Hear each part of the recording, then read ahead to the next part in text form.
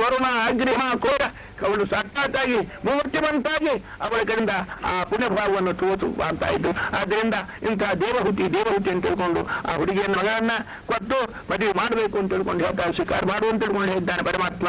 ಆ ಪ್ರಕಾರ ಮದುವೆ ಕರ್ಕೊಂಡು ಬಂದ ಆ ದೇವಹೂತಿಯನ್ನ ಅವರಿಗೆ ವಿವಾಹಪೂರ್ವಕವಾಗಿ ವಿಧಿಪೂರ್ವಕವಾಗಿ ವಿವಾಹವನ್ನು ಮಾಡಿಕೊಡ್ತಾ ಇದ್ದಾರೆ.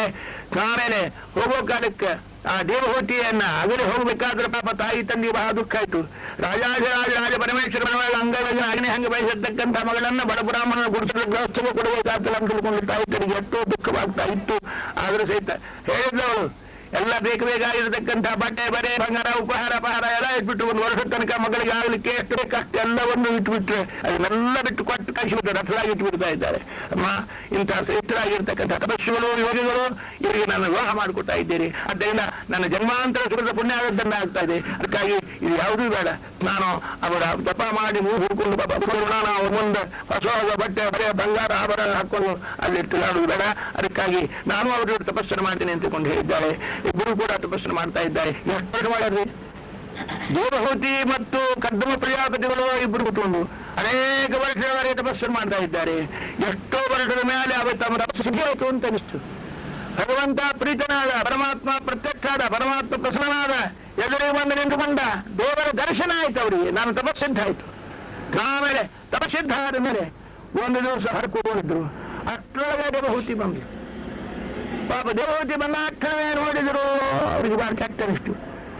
ಎಂಥ ರೂಪ, ಎಂಥ ತೇಜಸ್ಸು, ಎಂಥ ಲಾವಣ್ಯ, ಎಂಥ ತಾರುಣ್ಯ ಅದೆಲ್ಲ ಹೋಗಿ ಮುಪ್ಪಾಗಿ ಪಾಪ ಕ್ಷೀಣರಾಗಿದ್ದಾಳೆ. ಅದಕ್ಕಾಗಿ ಅವರಿಗೆ ಎಷ್ಟು ದಿವಸ ಆಯ್ತು ಅವಳನ್ನು ಕೇಳಲಿಲ್ಲ. ಈಗ ವಿಚಾರಿಸೋಣ ಅಂತ ದೇವಹೂತಿ ಅಂದ್ರು. ಜನ್ಮದಾಗ ಗಂಡ ಹೆಸರು ಹಿಡಿದು ಕೇಳೋದು ಇರೋ ಒಂದು ಸತ್ಯದ ಯಾಕಿಲ್ಲ. ಮದುವೆ ಒಂದು ಅಟ್ಟ ಕುಂಕುಮ ಹಚ್ಚಿದ್ದ ನಂತರದಲ್ಲಿ ಆ ರೀತಿಯಾಗಿ ಕೈ ಕರೆದೇ ಇಲ್ಲ. ದೇವರ ಸದಾ ಸರ್ವದಾ ಇವರು ಕೂಡ ತಪಸ್ಸರಿ. ಇಬ್ಬರು ಕೂಡ ಧ್ಯಾನ ಜ್ಞಾನ ಗಾನ ಉಪಸಾರ ಸನಾಚನ ಭಜನ ಯಜನ ಇದು ಮಾಡಿಕೊಟ್ಬಿಟ್ಕೊಂಡಿದ್ರು. ಅದರಿಂದ ಒಂದು ದೋಷ ಕಲಿದ್ದಲ್ಲ. ಆನಂದ ಪಾಪ ಅವರೊಂದು ಯಾಪನ ಕೇಳಿದ್ರು. ಕೆಟ್ಟರಿಗೆ ಇಷ್ಟು ದಿವಸ ಮದುವೆ ಆದ್ಮೇಲೆ ಏನು ಬೇಕು ಅಂತ ಕೇಳಲಿಲ್ಲ, ಅದನ್ನು ವಿಚಾರ ಮಾಡಲಿಲ್ಲ ಅವಳಿಗೆ. ಇವತ್ತು ಮಾತ್ರ ಕೇಳಿದ್ದಾರೆ. ಅವರೇನು ದೇವಹೂತಿ ಅಲ್ಲಿ ಸರೋವರದ ಸ್ನಾನ ಮಾಡಿ ತಿಳ್ಕೊಂಡಿರು. ಸ್ನಾನ ಮಾಡಿದ್ದಾಳೆ.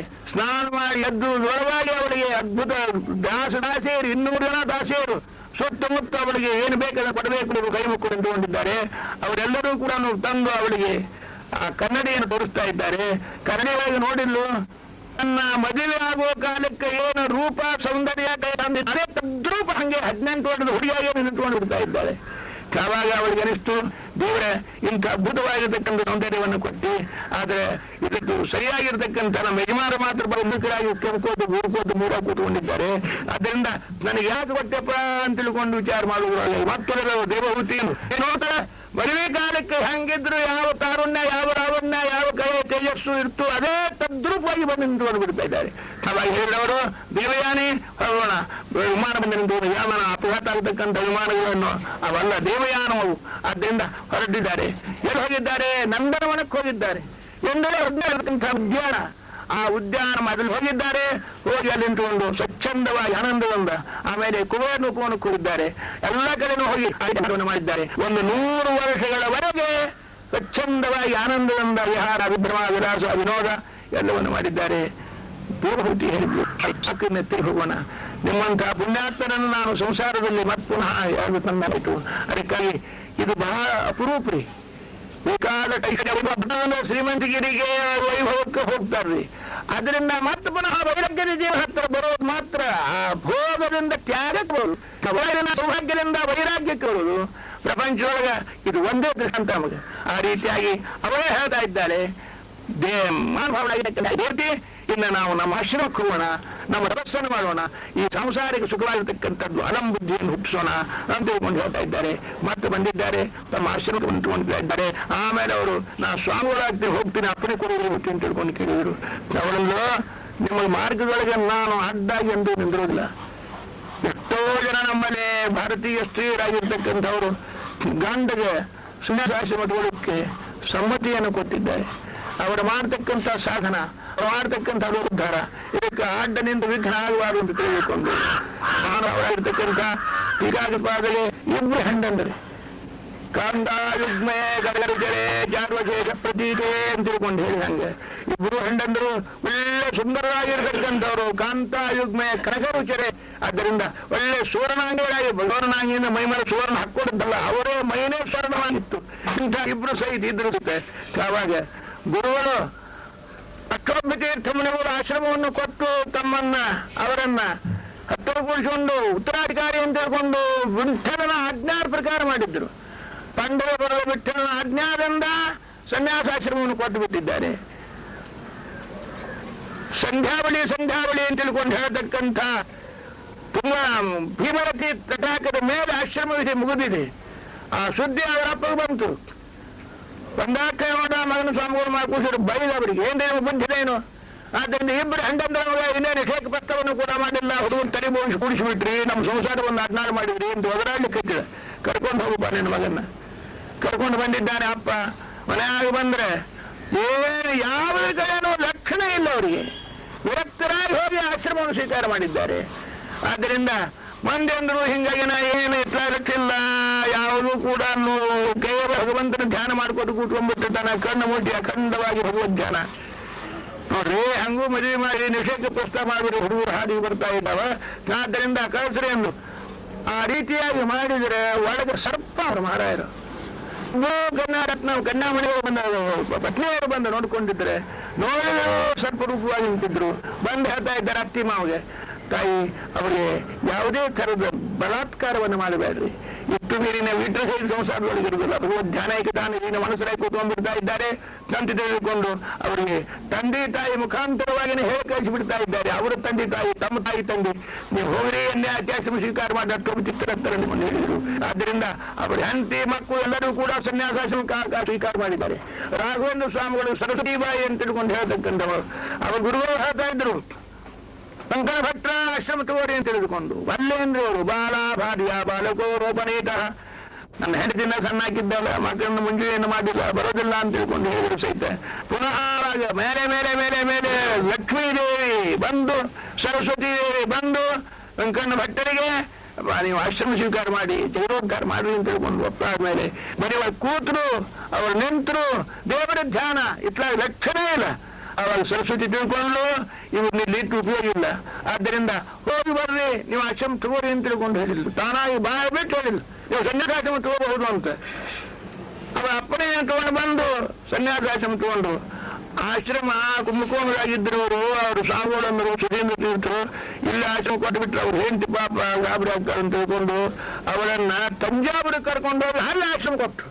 ತಂಜಾವೂರ ಆಶ್ರಮ ಕೊಟ್ಟ ಮೇಲೆ ವೆಂಕಟ ಭಟ್ಟರಿಗೆ ಆಶ್ರಮ ರಾಘವೇಂದ್ರ ಸ್ವಾಮಿ ಕೆಲಸರಾಗಲಿ ಎಲ್ಲೆಲ್ಲ ನೋಡ್ಕೊಂಡ್ ಬಂದ್ರು. ಸುದ್ದಿಗೆ ಎಲ್ಲೂ ಹೋಗಿ ನಜಾಗಿ ಹರ್ಕೊಂಡ್ಬಿಟ್ಲೆ ಹೆಣ್ಮಗಳು. ಅಂತರ್ಪಿಶಾಗಿ ತಿರುಗ್ತಾ ಇದ್ದು ರಾಜರು ಕಮಂಡಲಿನಿಂದ ದೂರಿಂದ ಪ್ರೋತ್ಸಾಹ ಭಗವಂತರು ಮಾಡಿ ಇವರಿಂದ ಉದ್ಧಾರ ಮಾಡಿದ್ರು ಅಂತ ತಿಳ್ಕೊಂಡು ಹೇಳ್ತಾ ಇದ್ದಾರೆ. ಹೀಗೆ ನಾರೀ ಮಣಿಗಳಾಗಿರ್ತಕ್ಕಂಥವ್ರು ಭಗವಂತ ಅವರ ಗಂಡಂದರ ಲೋಕೋದ್ಧಾರ ಕಾರ್ಯದೊಳಗೆ ಆತ್ಮೋದ್ಧಾರ ಕಾರ್ಯದೊಳಗೆ ವಿಘ್ನರಾಗದೆ ಅವರು ಪರವಾನಗಿ ಕೊಡ್ತಾ ಇದ್ದಾರೆ. ಇವರಾದರೂ ಕೂಡ ಮಹಾನುಭಾವರಾಗಿರ್ತಕ್ಕಂಥ ಇವರ ಆ ಪತ್ನಿ ಆಗಿರ್ತಕ್ಕಂಥ ದೇವಹೂತಿ ಸ್ವಾಮಿ ನಿಮ್ಮ ಸನ್ಯಾಸಾಶ್ರಮಕ್ಕೆ ನಾನು ವಿಘ್ನವಾಗುವುದಿಲ್ಲ, ವಿರೋಧ ಮಾಡುವುದಿಲ್ಲ. ಆದರೆ ಅದರ ಸಲುವಾಗಿ ನಾನು ಮದುವೆಯಾಗಿ ಆ ಕಾರ್ಯ ಆಗಲೇ ಇಲ್ಲ. ನಾನು ನಿಮ್ಮನ್ನು ಮದುವೆ ಆಗಿದ್ದೆ, ಅದಕ್ಕೆ ನಾಯನ ಹುಚ್ಚೆಲ್ಲ ಕುಳಿತಲ್ಲ. ನನ್ನನ್ನು ಮದುವೆ ಆಗಲಿಕ್ಕೆ ಬೇಕಾದಷ್ಟು ರಾಜಕುಮಾರರು ನಾ ಮುಂದೆ ನೀ ಮುಂದೆ ಅಂತ ಕ್ಯೂ ಹಚ್ಕೊಂಡು ನಿಂತ್ಕೊಂಡಿದ್ರು. ಆದ ಸಹಿತ ಮದುವೆ ಆದೆ. ಯಾಕೆ ಮದುವೆ ಆದೆ? ಒಂದು ಆಶಾದಿಂದ ಮದುವೆ ಆದೆ. ನಿಮ್ಮಂಥ ದೊಡ್ಡವರು ಜ್ಞಾನಿಗಳು ಬ್ರಹ್ಮಜ್ಞಾನಿಗಳು ನಮ್ಮನ್ನು ಮಾಡಿದರೆ ನನಗೆ ಎಂದಿಲ್ಲ ಒಂದು ದಿವಸ ನಿಮ್ಮ ಪುಣ್ಯದಿಂದ ನಿಮ್ಮ ಪದರ ಹಿಡಿದಿದ್ದರ ಪ್ರಭಾವದಿಂದ ಆ ಭಗವಂತನ ಸಾಕ್ಷಾತ್ಕಾರ ಆಗ್ತದೆ. ಆ ಭಗವಂತನನ್ನು ಸಾಕ್ಷಾತ್ಕಾರ ಮಾಡತಕ್ಕಂಥ ಮಗ ಹುಡ್ತಾನೆ ಅನ್ನೋ ಆಶಾದಿಂದ ನಿಮ್ಮ ಪರಿಗ್ರಹವನ್ನು ಮಾಡಿದ್ದೆ ಸ್ವಾಮಿ. ಆ ಆಶಾ ಪೂರ್ಣವಾಗಲಿಲ್ಲ ಅಂತ ತಿಳ್ಕೊಂಡು ಹೇಳಾಗಿಂಥ ಸಂದರ್ಭದೊಳಗೆ ಅವರು ಹೇಳಿದರು, 9 ಜನ ಹೆಣ್ಮಕ್ಳು ಹುಟ್ಟಿದ್ರು ಅವಳಿಗೆ. ಆ 9 ಜನ ಹೆಣ್ಮಕ್ಳನ್ನು ಕೂಡ 9 ಜನ ಹೆಣ್ಮಕ್ಳಿದ್ದಾರೆ, ನೀವು ಮದುವೆ ಆಗಬೇಕು, ಗಂಡಸು ಮಗ ಹುಟ್ಟಬೇಕು, ಆಮೇಲೆ ನಿಮಗೆ ಅರಣ್ಯಕ್ಕೆ ಹೋಗ್ತಿರೋ ಅಥವಾ ಸನ್ಯಾಸಾಶ್ರಮ ತಗೋತಿರೋ ಸ್ವಾಮಿಗಳು ಆಗ್ತಿರೋ ಎಲ್ಲಿ ಬೇಕಾದ್ರೂ ಸಂತೋಷವನ್ನು ಬಿಡ್ಕೊಡ್ತಾ ಇದ್ದೇನೆ ಅಂತ ತಿಳ್ಕೊಂಡು ಹೇಳಿದಾಗ ಅವರಾಗಲಿ ಅಂತ ತಿಳಿದುಕೊಂಡು ಆ 9 ಜನ ಮಕ್ಕಳನ್ನ ಎಂತೆಂಥ ಬ್ರಹ್ಮಜ್ಞಾನಿಗಳಿಗೆ ಮದುವೆ ಮಾಡಿಕೊಡ್ತಾ ಇದ್ದಾರೆ. ಅವರೆಲ್ಲ ವಿವಾಹ ಆತು. ನಾನು ಹೇಳಿದ್ರು, ಅವರು ನಿನ್ನ ಹೊಟ್ಟೆ ಒಳಗೆ ಗರ್ಭಾದ ಅದು ಗಂಡು ಮಗು, ಅದು ಭಗವಂತನೇ ಹುಟ್ಟಾ ಇದ್ದಾನೆ ಅಂತ ತಿಳ್ಕೊಂಡು ಅವರ ಉಪದೇಶದಿಂದ ಬ್ರಹ್ಮಜ್ಞಾನಿ ಆಗಿರ್ತಕ್ಕಂಥ ಸಾಕ್ಷಾತ್ ಕಪಿಲ ರೂಪದಿಂದ ಭಗವಂತ ಅವನೇ ಅವತಾರವನ್ನು ಮಾಡ್ತಾ ಇದ್ದಾನೆ. ಬ್ರಹ್ಮಾದಿ ದೇವತೆಗಳು ಬಂದು ಗರ್ಭಗಾದು ಹೊರಗೆ ನಿಂತುಕೊಂಡು ಅವನು ಸ್ತೋತ್ರ ಮಾಡ್ತಾ ಇದ್ದಾರೆ. ಕಪಿಲನಾಮಕನಾಗಿರ್ತಕ್ಕಂಥ ಭಗವಂತನ ಅವತಾರವಾಗ್ತಾ ಇದೆ. ಆದ ಬಳಿಕ ಪರಮಾತ್ಮನ ತೆಗೆದುಕೊಂಡು ಅವರು ಅರಣ್ಯಕ್ಕೆ ಸನ್ಯಾಸಾಶ್ರಮ ಸ್ವೀಕಾರ ಮಾಡಲಿಕ್ಕೆ ಹೊರಟು ಹೋಗಿಬಿಡ್ತಾ ಇದ್ದಾರೆ. ಕಪಿ ಪ್ರಿಯಾಪ್ತಿಗಾಗಿರ್ತಕ್ಕಂಥವರು ಅನಂತರದಲ್ಲಿ ಈ ತಾಯಿ ಆಗಿರ್ತಕ್ಕಂಥ ದೇವಹೂತಿ ಕಪಿಲನಿಗೆ ಹೇಳ್ತಾ ಇದ್ದಾರೆ, ಕಪಿಲ ಇನ್ನಂತ ಗಂಡವನ ಹುಟ್ಟಿದ್ದಾನೆ, ನನಗೆ ತತ್ವೋಪದೇಶವನ್ನು ಮಾಡು, ಜ್ಞಾನೋಪದೇಶವನ್ನು ಮಾಡು ಅಂತ ತಿಳಿದುಕೊಂಡು ಅವರು ಹೇಳ್ತಾ ಇದ್ದಾರೆ. ನಿರ್ವಿಣ್ಣಾದ ತದಾಂ ಭೂಮವಸದಿಂದ್ರಿಯ ತರ್ಪಣಾತ್.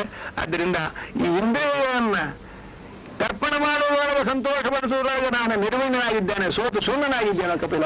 ಆದ್ದರಿಂದ ನನಗೆ ತತ್ವಜ್ಞಾನವನ್ನ ದಿವ್ಯವಾಗಿರತಕ್ಕಂಥ ತತ್ವಜ್ಞಾನ ಉಪಯೋಗ ಮಾಡುವಂತ ತಿಳ್ಕೊಂಡು ಹೇಳಿದಾಗ ಆ ಪ್ರಕಾರವಾಗಿ ಆ ಕಪಿಲ ನಾಮಕನಾಗಿರ್ತಕ್ಕಂಥ ಭಗವಂತ ತಾಯಿಗೆ ತತ್ವೋಪದೇಶವನ್ನು ಮಾಡಿದ್ದಾನೆ. ಹೆಣ್ಮಕ್ಕಳಿಗೆ ಹೇಳಬಾರದು ಅಂತ ಹೇಳ್ತಕ್ಕಂಥದ್ದಕ್ಕೆ ಭಗವಂತ ಸಮ್ಮತಿ ಪಡೆದೇನೆ ಅವರಿಗೂ ಕೂಡ ತತ್ವಜ್ಞಾನವನ್ನು ಕೇಳಲಿಕ್ಕೆ ಸಂಪೂರ್ಣ ಅಧಿಕಾರ ಇದೆ. ಹೇಳಲಿಕ್ಕೆ ಇಲ್ಲದೆ ಹೋಗಿ ಕೂಡ ಅವರಿಗೆ ಕೇಳಲಿಕ್ಕೆ ಸಂಪೂರ್ಣವಾದ ಅಧಿಕಾರ ಇದೆ ಅಂತ ತಿಳ್ಕೊಂಡು ತಾಯಿಯನ್ನು ಕೂಡಿಸಿಕೊಂಡು ಎಲ್ಲ ವಿವಿಧವಾಗಿರ್ತಕ್ಕಂಥ ತತ್ವಗಳನ್ನ ಪ್ರಮೇಯಗಳನ್ನ ನಿರೂಪಣೆ ಮಾಡ್ತಾ ಇದ್ದಾರೆ. ಅವರು ಹೇಳ್ತಾ ಇದ್ದಾರೆ, ಭಗವಂತನಾಗಿರ್ತಕ್ಕಂಥವ ಹೇಳಿದ ಮನೆಯ ಮನುಷ್ಯನಾಮ ಕಾರಣಂ ಬಂಧ ಮೋಕ್ಷ. ತಾಯಿ ಎರಡು ಕಿಲಿ ಕೈಗಳವೆ, ಒಂದು ತೆಗೆದು ಹಾಕಿಬಿಟ್ಟೇವೆ ಅಂದ್ರೆ ನೇರವಾಗಿ ಅದು ವೈಕುಂಠ ಲೋಕಕ್ಕೆ ಹೋಗ್ತಾ ಇದೆ, ಇನ್ನೊಂದು ತೆಗೆದು ಬಿಟ್ಟರೆ ನರಕಕ್ಕೆ ಹೋಗ್ತಾ ಇದೆ. ಆದ್ದರಿಂದ ಆ ಮನಸ್ಸು ಅಂತ ಒಂದು ಹೇಳ್ತಾ ಇದ್ದಾರೆ, ಅದನ್ನ ರಥಂವಾ ಪುಂಸಿ ಪರಮಾತ್ಮನಲ್ಲಿ ಆಯ್ತು ಅಂತ ತಿಳ್ಕೊಂಡಂದ್ರೆ ಅದು ನೇರವಾಗಿ ಭಗವಂತನ ಕಡೆಗೆ ನಮ್ಮನ್ನು ಮೋಕ್ಷ ಮಾರ್ಗಕ್ಕೆ ಕರ್ಕೊಂಡು ಹೋಗ್ತಾ ಇದೆ. ಅದನ್ನ ಆ ವಿಷಯದ ಕಡೆ ಹಾಕಿಬಿಟ್ಟೇವಿ ಅದೇ ಮನಸ್ಸನ್ನ ಅಂತ ತಿಳ್ಕೊಂಡಂದ್ರೆ ಅನರ್ಥಕ್ಕೆ ಕಾರಣವಾಗಿ ಬಿಡ್ತಾ ಇದೆ. ಅದಕ್ಕಾಗಿ ಮನುಷ್ಯನಾಗಿರ್ತಕ್ಕಂಥವ ಎಲ್ಲವನ್ನು ಬಿಟ್ಟು ಭಗವಂತನಿಗೆ ಜ್ಞಾನೈಕ ತಾನ ನೀನು ಮಾನಸನಾಗಿ ನಾವು ಆ ಉಪದೇಶವನ್ನು ಪಡ್ಕೋಬೇಕು. ಭಗವಂತನ ರೂಪವನ್ನು ಚಿಂತನವನ್ನು ಮಾಡಬೇಕು. ಸೂಕ್ಷ್ಮ ರೂಪ ಚಿಂತನ, ಸ್ಥೂಲರೂಪ ಚಿಂತನ. ಇಡೀ ಜಗತ್ತೆಲ್ಲ ಬ್ರಹ್ಮಾಂಡ ಎಲ್ಲ ಭಗವಂತನ ದೇಹ ಶರೀರ ಅಂತ ತಿಳ್ಕೊಂಡಿರ್ಬೇಕು. ಆ ಪಾತಾಳ ಅನ್ನೋದು ಪರಮಾತ್ಮನ ಪಾದ ಅಂತ ತಿಳ್ಕೊಳ್ಬೇಕು. 14 ಲೋಕಗಳು, ಭೂಲೋಕ, ಭೂರ್ಲೋಕ, ಸಲ್ಲೋಕ, ಜನೋಲೋಕ, ಪತೋಲೋಕ, ಮಹೋಲೋಕ, ಸತ್ಯಲೋಕ ಅಂತ ತಿಳ್ಕೊಂಡು ನಾಲಿರ್ತಕ್ಕಂಥ 7 ಲೋಕಗಳು. ತಾಗಿರ್ತಕ್ಕಂಥ ತಲ, ಅತಲ, ವಿತಲ, ಸುತಲ, ತಲ, ತಲ, ರಸ, ತಲ, ಪಾತಾಳ ಅಂತ ತಿಳ್ಕೊಂಡು ಹೇಳ್ತಕ್ಕಂಥ ತಲೆಗೆ ಇವೆಲ್ಲವೂ ಕೂಡ ಭಗವಂತನ ಒಂದು ಶರೀರ, ಸ್ಥೂಲ ರೂಪದಿಂದ ವಿರಾಟ್ ರೂಪ ಅಂತ ತಿಳ್ಕೊಂಡು ಚಿಂತನವನ್ನು ಮಾಡ್ಬೇಕಮ್ಮ. ಪಾತಾಳ ಅಂದ್ರೆ ಅರ್ಥ ಪರಮಾತ್ಮನ ಪಾದ ಅಂತ ತಿಳ್ಕೊಳ್ಬೇಕು. ಪರಮಾತ್ಮನ ಪಾದ ಅಂತ ತಿಳ್ಕೊಂಡಂದ್ರೆ ಕಲ್ಲು ಮಣ್ಣು ಇವೆಲ್ಲ ಪರಮಾತ್ಮನ ಪಾದ ಅಂತ ತಿಳ್ಕೊಂಡು ಅರ್ಥ ಅಲ್ಲ. ಪಾತಾಳ ಲೋಕವಾಗಿ ಭಗವಂತನ ಪಾದವನ್ನು ಆಶ್ರಯಿಸಿಕೊಂಡು ಗಟ್ಟಿಯಾಗಿ ನಿಂತದ ಅಂತ ತಿಳ್ಕೊಂಡು ಅರ್ಥ. ಹೀಗಾಗಿ ತಲ, ಅತಲ, ಗುಲ್ಫ ಇವೆಲ್ಲವೂ ಕೂಡ ಭಗವಂತನ ಜಗತ್ಸ್ಥಳದಿಂದ ಭೂಲೋಕ, ಭೂರ್ಲೋಕ, ಸ್ವರ್ಲೋಕ, ಮಹೋಲೋಕ, ಜನೋಲೋಕ, ತಪೋಲೋಕ ಎಲ್ಲವೂ ಕೂಡ ಬ್ರಹ್ಮಾಂಡ ವಿಶಾಲವಾಗಿರ್ತಕ್ಕಂಥದ್ದೆಲ್ಲ ಭಗವಂತನ ಶರೀರ ಅಂತ ತಿಳ್ಕೊಳ್ಬೇಕು. ಆಮೇಲೆ ಸೂಕ್ಷ್ಮ ರೂಪ ಅಂತ ಮಾಡಬೇಕು. ಆಪಾದ ಮೂಲ ಪರ್ಯಂತರವಾಗಿ ಭಗವಂತನನ್ನ ಧ್ಯಾನ ಮಾಡಬೇಕು ಅಂತ ತಿಳ್ಕೊಂಡು ಹೇಳ್ತಾ ಇದ್ದಾರೆ. ನಖದಿಂದ ಆರಂಭ ಮಾಡಿಕೊಂಡು ಶಿಖಾ ತನಕನ್ನು, ಪಾದದಿಂದ ಆರಂಭ ಮಾಡಿಕೊಂಡು ತಲೆಯ ತನಕನ್ನು ಭಗವದ್ ರೂಪವನ್ನು ಚಿಂತನೆ ಮಾಡಬೇಕು. ಸೂಕ್ಷ್ಮ ರೂಪ ಚಿಂತನೆ ಅಂತ ತಿಳ್ಕೊಂಡು ಹೇಳ್ತಾ ಇದ್ದಾರೆ. ಮೊದಲ ಪಾದದಿಂದ ಪ್ರಾರಂಭ ಮಾಡಬೇಕು. ಎಷ್ಟು ಅದ್ಭುತವಾಗಿರತಕ್ಕಂಥದ್ದು ಹೇಳ್ತಾ ಇದ್ದಾರೆ. ಸಂಚಿಂತಯೇ ಭಗವದ ಚರಣಾರವಿಂದಂ ವಜ್ರಾಂಕುಶೋರುಹಲಾಂಚನಾಢ್ಯಂ ಉತ್ತುಂಗ ರಕ್ತ ವ್ಯಸನ್ನಕ ಚಕ್ರವಾಲೆ ಜ್ಯೋತ್ಸ್ನಾಭಿರಾಹತ ಮಹದ್ಭವೇ ಅಂಧಕಾರಂ. ತಾಯಿ ಆ ಭಗವಂತನ ಪಾದವನ್ನು ಇವನ್ನೇ ಆಚಾರ್ಯ ಹೇಳ್ತಾ ಇದ್ದಾರೆ. ವಂದೇ ವಂದ್ಯಂ ಸುಧಾನಂದಂ. ಆ ಕಪಿಲ ನಾಮಕ ಪರಮಾತ್ಮನ ಉಪದೇಶದ ಅವನ್ನೇ ಭಗವಾನ್ ಆಚಾರ್ಯರು ದ್ವಾದಶೋತ್ತಮ ಮೊದಲನೇ ಅಧ್ಯಾಯದೊಳಗೆ ನಿರೂಪಣೆ ಮಾಡ್ತಾ ಇದ್ದಾರೆ. ವಂದೇ ವಂದ್ಯಂ ಸದಾನಂದಂ ವಾಸುದೇವಂ ರಂಜನಂ ಇಂದಿರಾಪತಿಮಾದ್ಯಾರಿ ವರದಾ ಈಶಾವರಪ್ರದಂ ನಮಾಮಿ ನಿಖಿಲಾಧೀಶ ಕಿರೀಟಾಕೃತ ಪೀಠವತ ಹೃತ್ತಮಶ್ಯ ಮನೇರ್ಕಾಭಂ ಶ್ರೀಪತೆ ಪಾದ ಪಂಕಜಂ. ಭಗವಂತನ ಪಾದವನ್ನ ಅದನ್ನ ನಾವು ಸ್ಮರಣವನ್ನು ಮಾಡಬೇಕು. ಹೃತ್ತಮಶ್ಯ ಮನೇರ್ಕಾಭಂ. ಹೃದಯದಲ್ಲಿ ಏನು ಕತ್ತಲೆ ಇರ್ತದೆ, ಅಂತಃಕರಣವನ್ನು ಮುತ್ತಿರತಕ್ಕಂಥ ಕತ್ತಲೆಯ ಮೊತ್ತವನ್ನ ಸಂಪೂರ್ಣವಾಗಿ ನಾಶ ಮಾಡಬೇಕಾದ್ರೆ ಅಲ್ಲೇ ಭಗವಂತನ ಚರಣವನ್ನು ನಾವು ಸ್ಮರಣವನ್ನು ಮಾಡಬೇಕು ಅಂತ ಹೇಳ್ತಾ ಇದ್ದಾರೆ. ಚಾಂಬೂನದಂಬರಾಮೃತಂಬಂ ಚಿಂತಮೀಶಿತು. ಇದನ್ನೇ ಕಪಿಲನಾಮಕನಾದಂಥ ಪರಮಾತ್ಮ ಸಂಚಿಂತೆಯೇ ಭಗವತಶ್ಚರಣಾರವಿಂದಂ ವಜ್ರಾಂಕುಶಧ್ವಜ ಸರೋರುಹಲಾಂಚನಾಢ್ಯಂ ಉತ್ತುಂಗ ರಕ್ತ ವಿರಸನ್ನಕ ಚಕ್ರವಾಲ ಜ್ಯೋತ್ಸ್ನಾಭಿರಾಹತ ಮಹದ್ಭವೇ ಅಂಧಕಾರಮ್ಮ ಯಚ್ಚವು ಜನಿಸೃತ ಸರಿತ್ ಪ್ರವರೋಧಕೇನ ತಿರ್ಥೇನ ಮುಗ್ಧಗುರ್ತೇನ ಶಿವ ಶಿವೋಭೂತ್. ಶಿವ ಶಿವ ಆಗಿದ್ದಾನೆ. ಯಾವ ಪರಮಾತ್ಮನ ಪಾದೋದಕವನ್ನು ನೀರನ್ನು ತಲೆ ಮೇಲೆ ಇಟ್ಟುಕೊಂಡು ಶಿವ ವಸ್ತು ತಿರುದು ಅಶಿವ, ಶಿವ ಅಂದ್ರೆ ಕಲ್ಯಾಣಂ ಮಂಗಳಂ ಶಿವಂ, ಅಶಿವನಾದಂಥ ಶಿವ ಸ್ಮಶಾನದಾಗಿದ್ದು ರುಂಡಮಾನವನ್ನು ಹಾಕೊಂಡು ಆ ಸ್ಮಶಾನದ ಬೂದಿಯನ್ನು ಮೈತುಂಗ ತೊಳ್ಕೊಂಡು ಅಮಂಗಳನಾಗಿರ್ತಕ್ಕಂಥ ಶಿವ ಆ ಭಗವಂತನ ಪಾದೋದಕವನ್ನು ತಲೆ ಮೇಲೆ ಇಟ್ಟಿದ್ದರಿಂದ ಶಿವ ಕರ್ಮ ಮಂಗಳಕರ, ಅವನ ಹೆಂಡತಿ ಸರ್ವಮಂಗಳ ಅಂತ ತಿಳ್ಕೊಂಡು ಹೆಸರಾಗ್ತಾ ಇದ್ದಾಳೆ. ಈ ಭಗವಂತನ ಪಾದದ ಮಹಿಮಾದಿಂದ ಯಚ್ಚವು ಜನಿಸುವ ಪ್ರವರೋದಕೇನ ತೀರ್ಥೇನ ಮೂರ್ಧೇತೇನ ಶಿವಶಿವಭೂತ್ ಧಾತುರ್ಮನಶ್ಯ ಮನಶೈರನುಲಿಷ್ಟವಜ್ಜಂ ಧೈಚ್ಚಿರಂ ಭಗವದಶ್ಚರಣಾರವೆನ್ನಂ. ಆಮೇಲೆ ಆ ಭಗವಂತನ ಊರು ಕಡೆಗಳನ್ನು ದಾನ ಮಾಡಬೇಕು. ಅವೆಂಥವು ಸುಪರ್ಣ ಭುಜಯೋರಿಶೋಭಮಾನ ಗರುಡನ ಹೆಗಲ ಮೇಲೆ ಇಟ್ಟಿರ್ತಕ್ಕಂಥ ಸುಪರ್ಣಮಯ ಚಂದ್ರಮಯನಾಗಿರ್ತಕ್ಕಂಥ ಗರುಡಾರೂಢಾಗಿದ್ದ ಸ್ವಾಮಿಯನ್ನು ಸ್ಮರಣೆ ಮಾಡಬೇಕು. ಆಚಾರ್ಯರೆಲ್ಲ ಹೇಳ್ತಾ ಇದ್ದಾರೆ, ಈ ಕಪಿಲ ನಾಮಕನಾದಂತಹ ಪರಮಾತ್ಮನ ಉಪದೇಶದಕ್ಕಿಂತ ಆಚಾರ್ಯರ ಉಪದೇಶದಲ್ಲಿ ಸ್ವಲ್ಪ ಮಾರ್ಪಾಡು ಮಾಡಿದ್ದಾರೆ. ಅಲ್ಲಿ ಭಗವಂತ ತಾನೇ ಹೇಳ್ಯಾರಾದ್ರಿಂದ ಸ್ವಲ್ಪ ಸಂಕೋಚ ಮಾಡ್ಯಾನೋ ಏನೋ. ಇಲ್ಲಿ ಆಚಾರ್ಯರು ಏನು ಮಾಡ್ತಾ ಇದ್ದಾರೆ, ಅದರದೆಲ್ಲವನ್ನು ಕೂಡ ಜಂಬೂನದಂಬರ ಎಲ್ಲದಕ್ಕೂ ಕೂಡ ಲಕ್ಷ್ಮೀದೇವಿ ಸಹಿತನಾದಂಥ ಒಂದೊಂದು ಅಂಗ ಪ್ರತ್ಯಂಗಗಳನ್ನು ಸ್ಮರಣೆ ಮಾಡಬೇಕು ಅಂತ ಹೇಳಿದ್ದಾನೆ. ಪರಮಾತ್ಮನ ತೊಡೆಯನ್ನು ಮಾಡಿದರೆ ಲಕ್ಷ್ಮೀದೇವಿಯನ್ನು ಕೂತ್ಕೊಂಡಿದ್ದಾಳೆ, ಜಘನವನ್ನು ಮಾಡಿದರೆ ಲಕ್ಷ್ಮೀದೇವಿ ಕೂತ್ಕೊಂಡಿದ್ದಾಳೆ, ವಕ್ಷಸ್ಥಳವನ್ನು ಮಾಡುವ ಲಕ್ಷ್ಮೀದೇವಿ ಅಲ್ವಾಗಿದ್ದ. ಇದನ್ನೆಲ್ಲ ಆಚಾರ್ಯರು ಇಂದಿರಾವಾಸಮುತ್ತಮಮ್ಮ ಲಕ್ಷ್ಮೀದೇವಿ ಆವಾಸ ಜಾಂಬೂನ ಅಂಬರಾಧಾರಂ ನಿತಂಬಂ ಚಿಂತೆ ಬೀಸಿದು ಸ್ವರ್ಣ ಮಂಜೀರ ಸಂವೇದಂ ಆರೂಢಂ ಜಗದಂಬಯ.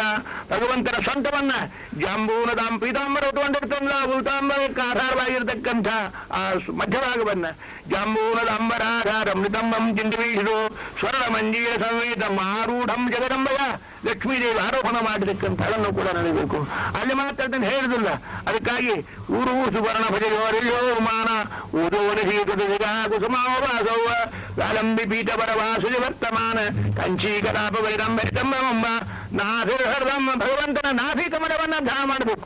ಯಾವ ನಾಭಿ ಒಳಗ ಹುಟ್ಟಿದಂಥ ಬ್ರಹ್ಮದೇವರು ಯಾವತ್ತು 14 ಲೋಕ ನಿರ್ಮಾಣ ಮಾಡಿದ್ದಾರೋ ಅಂಥ ನಾಭಿ ಹೃದಂ ಭುವನ ಗೋಜಗೋಜಲಸ್ಥಂ ಯತ್ರಾತ್ಮಯೋನಿಲೋಕವದ್ನಮ್ಮ ನೂರಂಬರಿನ್ಮಣಿ ಒಡತ್ತನಯೋರಮಶ್ಯ. ಅದರಿಂದ ಈ ರೀತಿಯಾಗಿ ಒಂದೊಂದೇ ಅವಯವನ್ನ ನಾಭಿ ಹೃದಂ ಭುವನ ಗೋಜಗೋಜಲಸ್ಥಂ ಅಂತ ತಿಳ್ಕೊಂಡು ಹೇಳಿ ಆಮೇಲೆ ವರಿತ್ರಯಾಂಕಿತ ನಿತ್ಯ ಧಂಸೈಕಯ ಆಚಾರ್ಯರು ಅದನ್ನೆಲ್ಲವನ್ನು ರೂಪ ಮಾಡ್ತಾ ಇದ್ದಾರೆ. ಈ ರೀತಿಯಾಗಿ ಭಗವಂತನ ಅಪಾದಮೂಲ ಪರ್ಯಂತವಾಗಿರ್ತಕ್ಕಂಥ ಭಜನಾ ಧ್ಯಾನವನ್ನು ಹೇಗೆ ಮಾಡಬೇಕು ಅಂತ ಹಾಗೆ ತಿಳಿಸ್ತಾ ಇದ್ದಾರೆ. ತಿಳಿಸಿ ಕರ್ಮಯೋಗ ಅಂದೇನು, ಭಕ್ತಿಯೋಗ ಅಂದೇನು, ಜ್ಞಾನಯೋಗ ಅಂದೇನು, ಅನನ್ಯವಾಗಿರ್ತಕ್ಕಂಥ ಭಕ್ತಿಯಿಂದ ಭಗವಂತನಲ್ಲಿ ಮನಸ್ಸನ್ನು ಇಡಬೇಕು. ಇದೇ ಜ್ಞಾನ. ಜ್ಞಾನ ಅಂದ್ರೇನು ಅಂದ್ರೆ ಜಗತ್ತು ಪರಮಾತ್ಮ ಅತ್ಯಂತ ಭಿನ್ನವಾದಂತಹದ್ದು, ಜೀವ ಪರಮಾತ್ಮ ಅತ್ಯಂತ ಭಿನ್ನವಾಗಿರತಕ್ಕಂಥದ್ದು. ಇದನ್ನೆಲ್ಲ ಚಿಂತನೆ ಮಾಡಿ ಅದು ಸರ್ವೋತ್ತಮ ಜ್ಞಾನಪೂರ್ವಕವಾಗಿ ಭಗವಂತನ ಆರಾಧನವನ್ನು ಮಾಡಬೇಕು ಅಂತೆಲ್ಲ ಪ್ರಮೇಯಗಳನ್ನು ನಿರೂಪಣೆ ಮಾಡಿ ಪರಮಾತ್ಮ ತಾಯಿಗೆ ಉಪದೇಶವನ್ನು ಮಾಡಿ ಆಮೇಲೆ ತಾನು ಹೊರಟು ಹೋಗಿಬಿಡ್ತಾ ಇದ್ದಾರೆ.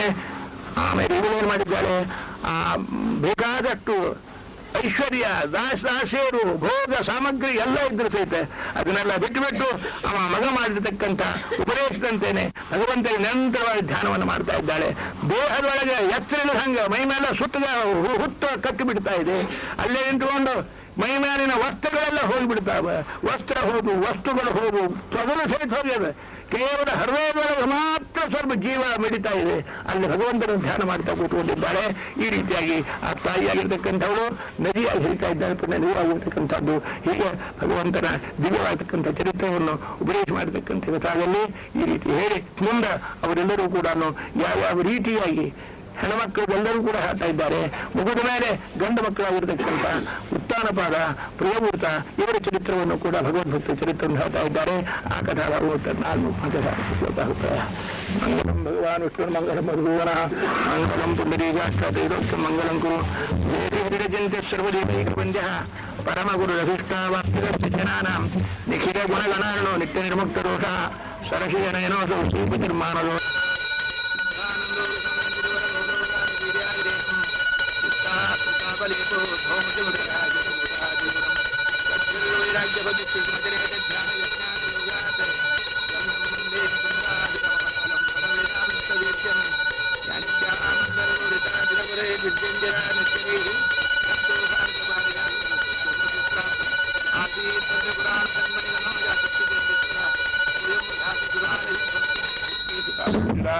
ನಮೋ ಮಹದ್ಭೋ ನಮೋ ಭೂನಮೋ ಭೂನಮಾಶಿನೇಭ್ಯ ವಾಮದೇವಾದೇಶ ಮಂತ್ರ ರಾಜಾಯ ಪ್ರಸನ್ನಾಯ ನಮೋ ವೈಷ್ಣವಾಯ ಇನ್ನೊಂದು ಸ್ವಲ್ಪ ಮಂತ್ರ ಭೂತಾಂ ಬ್ರಹ್ಮ ವೇದಾಮೂರ್ತೇನಾವತಾಂ ಪುರಿಂ ತಸ್ಮೈ ಬ್ರಹ್ಮಜ ಬ್ರಹ್ಮಾಚಾರ್ಯಸ್ಕೀರ್ತಿಂ ಪ್ರಯಾಮಿರು ನಾರಾಯಣಾಯ ವಿದ್ಮಹೇ ವಾಸುದೇವಾಯ ಧೀಮಹಿ ತನ್ನೋ ವಿಷ್ಣುಃ ಪ್ರಚೋದಯಾತ್ ಅಕ್ಷಯಂ ಕರ್ಮ ಯಸ್ಮಿನ್ ಪರಿಕಲ್ಪಿತಂ ರಕ್ಷಯಂ ಯಾಂತಿ ದುಃಖಾನ್ಯನ್ನಾಮತಃ ಅಕ್ಷರೋ ಯೋಜನ ಸರ್ವದೇವಾಮೃತಃ ಉಚ್ಛಿದಂ ವಿಷ್ಣುಸುಧಾಯಾರಿಕಂ ಪ್ರೀಣಯಾಮೋ ವಾಸುದೇವಂ ದೇವತಾಮಂಡಲಖಂಡಮಂಡಲಂ ಶುದ್ಧಾನಂದೋರು ಸಮವೇದ್ಯತಿವರಬಹುದಾರವೀರ್ಯಾದಿದೇಹಂ ಚಿಂತಾ ಸಂತಾಪಲೋಕೋದ್ಭವಮೃತಮುಖರಾ ಅವೇಗದೋಷಾಪುರೂರಂ ಸ್ವಪುರ್ವವೈರಾಗ್ಯಭಕ್ತಿ ಶ್ರುತಿಮತಿರೇಕಧ್ಯಾನಜ್ಞಾನಯೋಗಾತ್ ಗಮ್ಯಂ ವಂದೇ ಮುಕುಂದಾಭಿರಮಣಮಲಂ ಬ್ರಹ್ಮವೇದಾಂತವೇದ್ಯಂ ಯಾಂಚಾಮಂದರಲೋಲಿತಾಚರೌರೈ ವಿದ್ಯೇಂದಿರಾ ನಿರ್ಜರೈ ಜ್ಞಾತೋ ಭಾರತಪಾರಿವಾಸುಕರು ಸ್ವಬ್ರಹ್ಮಸೂತ್ರಾಮೃತಂ ನಾಸೀತಂತ್ರಪುರಾಣಸನ್ಮಣಿಗಣೋ ಯಾತಚ್ಯುತೇಂದುಸ್ತವ ಸ್ವಯಂ ನಾ ಸುಧಾನಿರ್ಭವತು ಮೇ ಭೂತೇ ಸುತಾಂ ಭೂತಿವಃ ವಿಶ್ವಸ್ಯೋದಯಮಾತನೋತಿ ತದನುಷ್ಠಾನಂ ವಿಧತ್ತೇ ಪುನಃ ಸೌಖ್ಯಾಪ್ತೀಪರಹಾನಿ ಸಾಧನಬಲಂ ವಕ್ತಿಶ್ರುತಿರ್ವ್ಯಂಜಯನ್ ಸ್ವಾಪಂ ಪ್ರಾಪಯತಿ ಶ್ರಮಾಪಹೃತಯೇ ಕಲ್ಪಾವಸಾನೇ ಜಯಃ ತನ್ದೇವಂ ವಿಕರಂ ವಚಿಂ ಗುರುತಮಂ ವಂದೇ ರಮಾವಲ್ಲಭಂ ನಾರಾಯಣಾಯ ನಳಿನಾಯ ದಲೋಚನಾಯ ನಾಮಾವಶೇಷಿತ ಮಹಾಬಲಿವೈಭವಾಯ ನಾನಾಚರಾಚರ ವಿಧಾಯಕ ಜನ್ಮಸೂತ್ರ ನಾಭೀಭೂತಾಯ ಪುರುಷಾಯ ನಮಃ ಪರಸ್ಮೈ ವಿಶ್ವಸೂರ್ಯ ಮಾತನೋತಿ ತದನುತ್ರಾಣಂ ವಿಧತ್ತೇ ಪುನಃ ಸೌಖ್ಯಾಪ್ತೀಪರಹಾನಿ ಸಾಧನಮಲಂ ವಕ್ತಿಶ್ರುತಿರ್ವ್ಯಂಜಯನ್ ಸ್ವಾಪಂ ಪ್ರಾಪಯತಿ ಶ್ರಮಾಪಹೃತಯೇ ಕಲ್ಪಾವಸಾನೇ ಜಯಃ ತನ್ದೇವಂ ಪಿತರಂ ವಚಿಂ ಗುರುತಮಂ ವಂದೇ ರಮಾವಲ್ಲಭಂ ನಾರಾಯಣಾಯ ನಳಿನಾಯ ದಲೋಚನಾಯ ನಾಮಾವಶೇಷಿತ ಮಹಾಬಲಿವೈಭವಾಯ ನಾನಾಚರಾಚರ ವಿಧಾಯಕ ಜನ್ಮಸೂತ್ರ ನಾಭೀಭೂತಾಯ ಪುರುಷಾಯ ನಮಃ ಪರಸ್ಮೈ ಏತ್ಯೋತ್ಸೇನ ಸುಖಾರ್ಥಬಿಂಬಃ ಸ್ವೈಶ್ವರ್ಯಕಾಂತಿಸದೋದಿತಃ ಸಭಕ್ತಸಂತಾವದೃಷ್ಟಹಂತ ರಾಮಾವತಾರೋ ಹರಿದೀಶಿ ಚಂದ್ರಮಾಃ ಏತ್ಸಂಖ್ಯೋರ್ಬಲಾಂಬಪೂರೋ ಗುಣಾಚ್ಯರತ್ನಾಕರಾತ್ಮವೈಭವಃ ಸದಾ ಸದಾತ್ಮಜ್ಜನದೀಭಿರಾಪ್ತಃ ಕೃಷ್ಣಾವತಾರೋ ಹರಿಲೇಖಸಾಗರಃ ಜಯತಿ ಹರೇ ಚಿಂತ್ಯ ಸರ್ವದೇವೈರ್ವಂದ್ಯಃ ಪರಮಗುರುರಭೀಷ್ಟಾವಾಪ್ತಿತಸ್ಸಜ್ಜನಾನಾಂ ಪ್ರತಿಜ್ಞಸ್ವರಾಟ ತೇರೇ ಬ್ರಹ್ಮಹೃದಯಾದಿಕವಯೇ ಮುಹ್ಯಂತಿ ಯಂ ಸೂರಯಃ ತೇಜೋ ವಾರಿ ಮೃದಾಂ ಯಥಾ ವಿನಿಮಯಃ ಯತ್ರ ತ್ರಿಸರ್ಗೋ ಮೃಷಾ ಆಮ್ನಾ ಮಹಿಮ್ನಾ ಭೂಮ್ನಾ ಸ್ವೇನ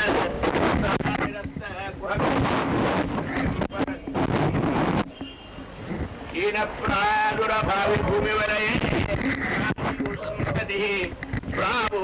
ಪ್ರಾಬೋಧಿಪಂಕಜಮ್ಮ ಕರುಣಯ ಪ್ರಕಾಶೀತ ಪರಂ ಕಾಂತಂ ಹಂಸಂ ಅನಾಯಿ ಸಾಧು ನಿಕರಃ ಚಕಾರೇ ಸನ್ಮಾರ್ಗವಃ ತೇನ ವ್ಯಾಸ ದಿವಾಕರೇಣ ಸತತಂ ಮತ್ಯಾಗಿ ವಿಮಾನಸಂ ವ್ಯಾಪ್ತಿರ್ಯಸ್ಯ ನಿಜೇ ನಿಜೇನ ಮಹಸಾ ಪಕ್ಷೇ ಸಪಕ್ಷೇ ಸ್ಥಿತಿಃ ವ್ಯಾವೃತ್ತಿಶ್ಚ ವಿಪಕ್ಷದೋಷ ವಿಷಯೇ ಶಕ್ತಿರ್ನ ವಿಭಾಜಿತೆ ನೈವಾಸ್ತಿ ಪ್ರತಿಪಕ್ಷಯುಕ್ತಿರತುಲಂ ಶುದ್ಧಂ ಪ್ರಮಾಣಂ ಸಮೇ ಭೂಯಾತ ತತ್ವವಿನಿರ್ಣಯಾಯ ಭಗವಾನ್ ಆನಂದತೀರ್ಥೋ ಮುನಿಃ ಪೃಷ್ಠಭ್ರಾಮ್ಯ ದಮಂದ ಮಂದರಗಿರಿ ಗ್ರಹವಾಗ್ರ ಕಂಡೂಯನೇ ನಿದ್ರಾಲೋಹೋ ಗಮಠಾಕೃತೆ ಭಗವತಃ ಶ್ವಾಸಾರಿರಪ್ಪಾಂತುವ ಯತ್ಸಂಸ್ಕಾರ ಕಲಾ ಅದರ ಅನುವರ್ತನ ಅನುಸರಣವಶಾತ್ ವೇಗಾನಿರೇನಂಭಸಾಂ ಯಾತಾಯಾತ ಮತಂದ್ರಿತಂ ಜಲನಿಧೇ ನದ್ಯಾಪಿ ವಿಶ್ರಾಮ್ಯತಿ. ಆ ಜ್ಞಾನಿನೇ ಆಗಿರತಕ್ಕಂಥ ಕಪಿಲನ ತಾಯಿ ಕೆಲವು ಪ್ರಶ್ನವನ್ನು ಮಾಡಿದ್ದಾಳೆ ಅವನಿಗೆ. ಕೃಷ್ಣ, ಕಪಿಲ, ನನಗೆ ತತ್ವೋಪದೇಶವನ್ನು ಮಾಡಪ್ಪ. ನಿರ್ವಿಣ್ಣ ನಿತರಾಂ ಭೂಮನ್ ಅಸವಿಂದ್ರಿಯ ತರ್ಪಣಾತ್. ಆದ್ದರಿಂದ ಏನ ಸಂಭಾವ್ಯಮಾನೇನ ಪ್ರಪನ್ನ ಅಂಧಂ ತಮಃ ಪ್ರಭೋ ತಸ್ಯ ತ್ವಂ ತಮಸೋಂಧಸ್ಯ ದುಃಪಾರಸ್ಯ ಪಾರವಂ ಸಚ್ಚಕ್ಷು ಜನ್ಮನಾಮಂತೆ ಲಬ್ಧನ್ನೇ ತೇನುಗ್ರಹಾತ್. ಕಪಿಲ, ನಾನು ಈ ಇಂದ್ರಿಯಗಳನ್ನ ತರ್ಪಣ ಮಾಡುವುದಾಗ ಬಹಳ ನಿರ್ವಿಣ್ಣಾಗಿದ್ದೇನಪ್ಪ. ಅಸದಿಂದ್ರಿಯ ತರ್ಪಣ ಆತ. ಒಂದೊಂದೊಂದೊಂದು ಇಂದ್ರಿಯಗಳು ಮನುಷ್ಯ ಯಾವ್ಯಾವ ಇಂದ್ರಿಯ ಏನೇನು ಬೇಡ್ತದೆ ಅದನ್ನ ತೃಪ್ತಿಪಡಿಸಲಿಕ್ಕೆ, ಅದನ್ನು ಪೂರ್ಣಗೊಳಿಸಲಿಕ್ಕೆ ತನ್ನ ಇಡೀ ಆಯುಷ್ಯವನ್ನೆಲ್ಲ ಕ್ಷಯಿಸ್ತಾ ಇರ್ತಾನೆ. ಒಂದೊಂದು ಇಂದ್ರಿಯಕ್ಕೂ ಕೂಡ ನಮ್ಗೆ ಸ್ವಾತಂತ್ರ್ಯ ಸಿಕ್ಕೋದು ಒಂದು ಸುಳ್ಳು ಹೆಸರು. ಸ್ವಾತಂತ್ರ್ಯ ಸಿಕ್ಕಿಲ್ರಿ, ಪಾರತಂತ್ರ್ಯ. ಜೀವನಿಗೆ ನಿರಂತರವಾದಂತಹ ಪಾರತಂತ್ರ್ಯ. ಎಲ್ಲಿ ಪಾರತಂತ್ರ್ಯ?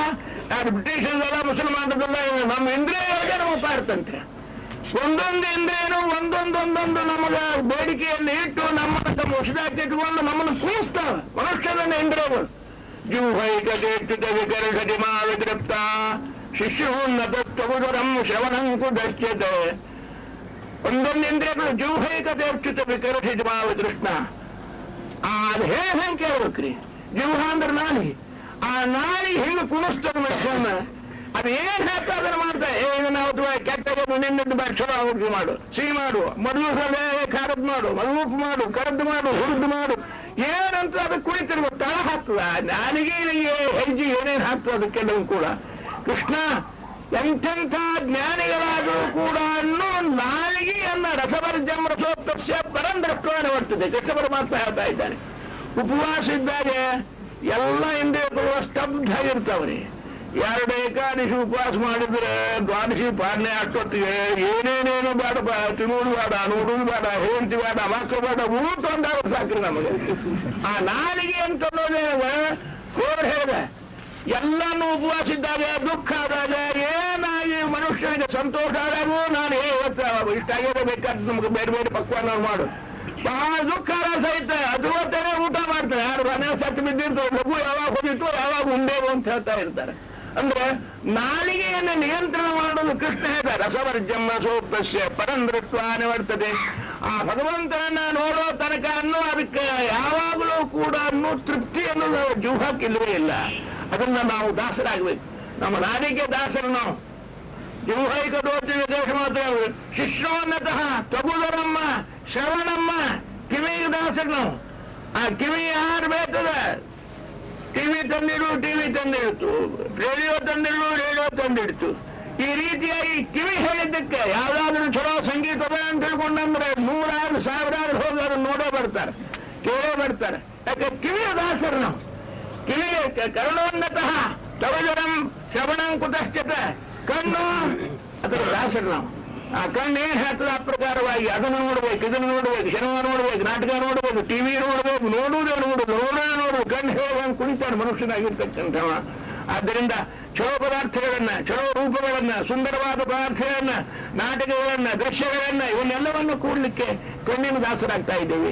ಆದ್ದರಿಂದ ಶಿಷ್ಯೋನ್ನತ ತಗುದರಂ ಶ್ರವಣಂ ಕುತಶ್ಚಿತ. ಅಂದ್ರೆ ಹಂಗಾಗಿ ನಮ್ಮ ಹಣಿಬಾರ ಭವ್ಯಸ್ವ ಪತ್ನಿ ಗೇಹ ಪತಿಂ ಉಠಂತಿ. ಬಹಳ ಮಂದಿ ಹೆಂಡಂದ್ರಿದ್ರೆ ಗಂಡನ ಪಾಡೇನಾಗ್ತಾವ. ಹಂಗ ಒಬ್ರು ಹೆಂಡಂದ್ರೆ ಕುಡಿಸ್ಬಿಡ್ತಾರೆ ಗಂಡನನ್ನ. ಅಂಥದ್ದು ಇಬ್ಬರಾದ್ರು ಅಂತ ಕೃಷ್ಣ ಮುಗಿದ ಹೋಗ್ತಾವನು ವ್ಯವಸ್ಥಾನ ಆಗಿ ಹೋಗ್ಬಿಡ್ತಾ ಇದೆ. ಇಬ್ರು ಹೆಂಡಂದ್ರು ಕೊಡ್ಕೊಂಡು ಗಂಡನೆಲ್ಲ ಹಂಚ್ಕೊಂಡು ಬಿಟ್ರು ಅವರು. ಈಗ ಈ ಬರಭಾಗ ನಂದು, ಎಡಭಾಗ ನಿಂದು. ಇಬ್ರು ಕೂಡ ಪ್ರಕಾರವಾಗಿ ಸೇವಾ ಮಾಡ್ತಾ ಇರ್ಬೇಕು. ಕಾರು ಒತ್ತಾ ಇದ್ರು, ಅದಕ್ಕೆ ಬಿಸಿ ಹಾಕ್ತಾ ಇದ್ರು, ಅದು ತೊಳಿತಾ ಇದ್ರು, ಮಾಡ್ತಾ ಇದ್ರು. ಆರ್ಧದ ಅದೇ ಮಾಡ್ಬೇಕು. ಇನ್ನೊಬ್ಬಕ್ಕೆ ಒಂದು ದಿವಸ ತಪ್ಪಿ ಅಚ್ಚಿ ಕಾರಿಗೆ ಮಾಡಿದ್ನು, ಶೆಟ್ಟಿ ಬೆಂಕಿ ಬಂತು. ಆ ಕಾರು ಹೊಡ್ತಾ ಹೋದ್ಲಿಕ್ಕೆ ಆ ಕಾರು ಹೊರ ಇಬ್ರು ಕೂಡ ಒಂದು ಕಾರ ಬರುವುದು. ಅದಕ್ಕೆ ದೃಷ್ಟಾಂತ ಕೊಟ್ಟಿದ್ದಾರೆ. ಬಹು ಸಪತ್ನೈವ ಗೇಹ ಪತಿ ಮುರುಠಂತಿ.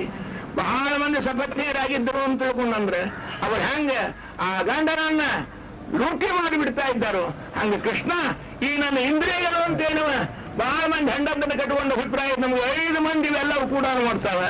ಕಣ್ಣು, ಕಿವಿ, ಮೂಗು, ನಾಲಿಗೆ ಎಲ್ಲವೂ ಕೂಡ ಒಂದೊಂದಿಂದ್ರೆ ಒಂದೊಂದ್ರಿ. 3 ಹೇಳ್ತಾರೆ. ಇಷ್ಟೆಲ್ಲ ಮಾಡಿದೀನಿ ನನ್ನ ಸಲುವಾಗಿ ಹಾಗ ಹೂ ತಗೊಂಬ, ಗಂಡಣ್ಣೆ ತಗೊಂಬ, ಅತ್ತರ್ ತಗೊಂಬ. ಆ 3 ಹೇಳ್ತಾರೆ. ಅದ್ರ ಮಾತು ಕೇಳ್ಬೇಕು ಮನುಷ್ಯನಾಗಿರ್ತಕ್ಕಂಥವ. ಆದ್ದರಿಂದ ಅಸದಿಂದ್ರಿಯ ತರ್ಪಣಾತ್. ಈ ದೊಡ್ಡ ಭ್ರಷ್ಟವಾಗಿರ್ತಕ್ಕಂಥ ಇಂದ್ರಿಯ ನನ್ನ ಇಂದ್ರಿಯಗಳನ್ನ ತೃಪ್ತಿ ಮಾಡುವವರೆಗೆ ನನಗೆ ಜನ್ಮವಿರಪ್ಪ. ಬಹಳ ಜನ್ಮದ ಅನಂತರದಲ್ಲಿ ಎಷ್ಟು ಜನ್ಮದಾನ ತಿರುಗಿ ಬಂದವೇನೋ ಈ ಜನ್ಮದೊಳಗೆ ನನಗೆ ನಿನ್ನಂಥ ಜ್ಞಾನ ಚಕ್ಷುವಾಗಿರ್ತಕ್ಕಂಥ ಒಬ್ಬ ಮನುಷ್ಯ ಮಗ ಅಂತಲ್ಲ, ನನಗೆ ಉಪದೇಶ ಮಾಡತಕ್ಕಂಥ ಗುರು ಸಿಕ್ಕಂಗಾಗಿದೆ. ನನಗೆ ನೀನು ನನಗೆ ಉಪದೇಶವನ್ನು ಮಾಡು. ತಸ್ಯ ತ್ವಂ ತಮಸೋಂದಸ್ಯ ದುಃಪಾರಸ್ಯ ಅಧ್ಯಪಾರಯಂ ಸತ್ಯ ಚಕ್ಷು ಜನ್ಮನಾಮಂತೆ ಲಬ್ಧ ಮೇ ಅನುಗ್ರಹಾತ್. ಆದ್ದರಿಂದ ನನಗೆ ನೀನು ಉತ್ತಮವಾಗಿರತಕ್ಕಂಥ ಸಾಧ್ಯ ಭಗವಾನ್ ಪೂರ್ಣಾಮ ಈಶ್ವರೋ ಭಗವಾನ್ ಕೆಲ. ಎಷ್ಟು ಜ್ಞಾನ ಬೇಕಿಗೆ, ಎಷ್ಟು ಮಂದಿ ತಾಯಿಯಂದಿರ್ತಾರೆ. ಈ ದೇವಹೂತಿಗಿದ್ದಷ್ಟು ಜ್ಞಾನ ಯಾವ ತಾಯಿಗೂ ಇಲ್ಲರಿ. ಕೌಸಲ್ಯ ರಾಮನ ಹಡ್ದ ಖರೆ, ಆದ್ರೆ ರಾಮ ಯಾರು ಅನ್ನೋದು ಗೊತ್ತಿಲ್ಲ. ದೇವಕಿ ದೇವಿಗೆ ಸ್ವಲ್ಪ ಗೊತ್ತಿತ್ತು ಖರೆ, ಅಂತೂ ಉಳ್ಳವರು ಯಾರು ಇಕೆಯಷ್ಟು ತಿಳಿಯಾಗಿ ತನ್ನ ಮಗನನ್ನ ತಿಳ್ಕೊಂಡಂತ ತಾಯಂದರಿಕ್ಕಿ ಒಬ್ಬಾಕಿನೇ ಹೇಳ್ತಾ ಇದ್ದಾವರು. ನೀನು ಯಾರು ಅಂದುಕೊಂಡು ಹೇಳಿದ್ಲು, ಸಾಧ್ಯ ಭಗವಾನ್ ಪುರುಷಾಂ, ನೀನು ನನ್ನ ಹೊಟ್ಟೆಯಲ್ಲಿ ಹುಟ್ಟಿದ್ರು ಕೂಡ ಪರಾತ್ಪರವಾದಂತ ಪುರುಷೋತ್ತಮ ನೀನಪ್ಪ. ಸ್ಪಷ್ಟವಾಗಿ ತಾಯಿ ಆ ಮಗನಿಗೆ ಹೇಳ್ತಾ ಇದ್ದಾರೆ. ಆದ್ದರಿಂದ ಸಾಧ್ಯ ಭಗವಾನ್ ಪುಂಸಾಂ ಈಶ್ವರೋ ಭವಾನ್ ಕೆಲ ಲೋಕಸ್ಯ ತಮಸಾಂಧಸ್ಯ ಚಕ್ಷು ಸೂರ್ಯ ಯೋರಿತ. ಕತ್ತಲೆಯಲ್ಲಿ ತಡವರಿಸ್ತಕ್ಕಂಥ ಈ ನನಗೆ ಒಬ್ಬಾಕಿ ಅಲ್ಲ, ಪ್ರಪಂಚದೊಳಗಿರತಕ್ಕಂಥ ಕುರುಡರು ಧೃತರಾಷ್ಟ್ರು ಅಜ್ಞಾನದಿಂದ ಕಣ್ಣು ಕಳ್ಕೊಂಡಂಥವ್ರು ಅವರಿಗೆಲ್ಲರಿಗೂ ಕೂಡ ದಿವ್ಯವಾಗಿರ್ತಕ್ಕಂಥ ಸೂರ್ಯ ನಾರಾಯಣ ಹುಟ್ಟಿ ಬಂದಂಗ ಕೃಷ್ಣ ನೀನು ನಮ್ಮ ಹುಟ್ಟಿ ಬಂದಿದ್ದೀರಿ. ನನ್ನ ಸಲುವಾಗಿ ಅಲ್ಲ, ಜಗತ್ತಿನ ಸಲುವಾಗಿ, ಜನರ ಸಲುವಾಗಿ, ಜಿಜ್ಞಾಸುಗಳ ಸಲುವಾಗಿ ನೀನು ಬಂದಿಯಪ್ಪ. ಅದಕ್ಕೆ ನನಗೆ ಉಪದೇಶವನ್ನು ಮಾಡು. ಅದಕ್ಕಾಗಿ ಅಥವೇ ದೇವ ಸಮೋಹಂ, ನನ್ನ ಏನು ಮೋಹ ಅದ, ನನ್ನೇನು ಅಜ್ಞಾನ ಅದ, ಅಪಾಕಷ್ಟುಂ ತಮಧಸಿ, ನೀನು ಮಾತ್ರ ಅದನ್ನು ಕಳೆಯಬಲ್ಲೆ. ತಂತ್ವಾಗತ. ಎಷ್ಟು ಮಾತಾಡಲಿ. ಮಗ ಅನ್ನೋದು ಬಿಟ್ಟು ನಾವು ನನ್ನ ಮಗ ಅಲ್ಲ. ಅದಕ್ಕಾಗಿ ನಿನಗೆ ಶರಣ ಬಂದಿದ್ದೇನೆ, ನಿನ್ನ ಚರಣಕ್ಕ ನಾನು ಶರಣ ಬಂದಿದ್ದೇನೆ. ನನಗೆ ಜ್ಞಾನೋಪದೇಶವನ್ನು ಮಾಡು, ತತ್ವೋಪದೇಶವನ್ನು ಮಾಡು, ಸಿದ್ಧಾಂತವನ್ನು ಕಲಿಸು, ತತ್ವವನ್ನು ಹೇಳು, ಪ್ರಮೇಯವನ್ನು ಹೇಳು, ಪರಿಷ್ಕಾರವನ್ನು ಹೇಳು ಕೇಳ್ಕೊಳ್ತಾ ಇದ್ದಾರೆ. ಎಷ್ಟು ರೀತಿ ಜಿಜ್ಞಾಸಾಯ ಅಹಂ ಪ್ರಕೃತೆ ಪುರುಷಸ್ಯ ನಮಾಮಿ ಸದ್ಧರ್ಮ ವಿಧಾಮ. ಬಹಳ ಆನಂದ ಆಯ್ತು ಕೃಷ್ಣನಿಗೆ. ಎಷ್ಟು ರೀತಿಯಾಗಿ ನನಗೆ ಜಿಜ್ಞಾಸ ಮಾಡಿ ನನ್ನಲ್ಲೇ ಜ್ಞಾನೋಪದೇಶವನ್ನು ಮಾಡು ಅಂತ ಹೇಳಿದವರೇ ಇದ್ದಿದ್ದಿಲ್ಲ. ತಾಯಿ ಬಹಳ ಆನಂದ ಆಯ್ತು ಅಂತ ತಿಳ್ಕೊಂಡು ಹೇಳ್ತಾ ಇದ್ದಾರೆ. ಪ್ರಿಯಾಭಿನಂದಾತ್ಮವತಂ ಸತಾಂಗತಿ ಪ್ರಭಾಕೀಶೋಭಿತಾನ. ಆ ತಾಯಿ ಹಂಗಾದ್ರೂ ಕೂಡ ಅನ್ನೋ ತಾಯಿ ಮೇಲೆ ಪ್ರೀತಿ ವಿಶ್ವಾಸ ಇರ್ತದೆ.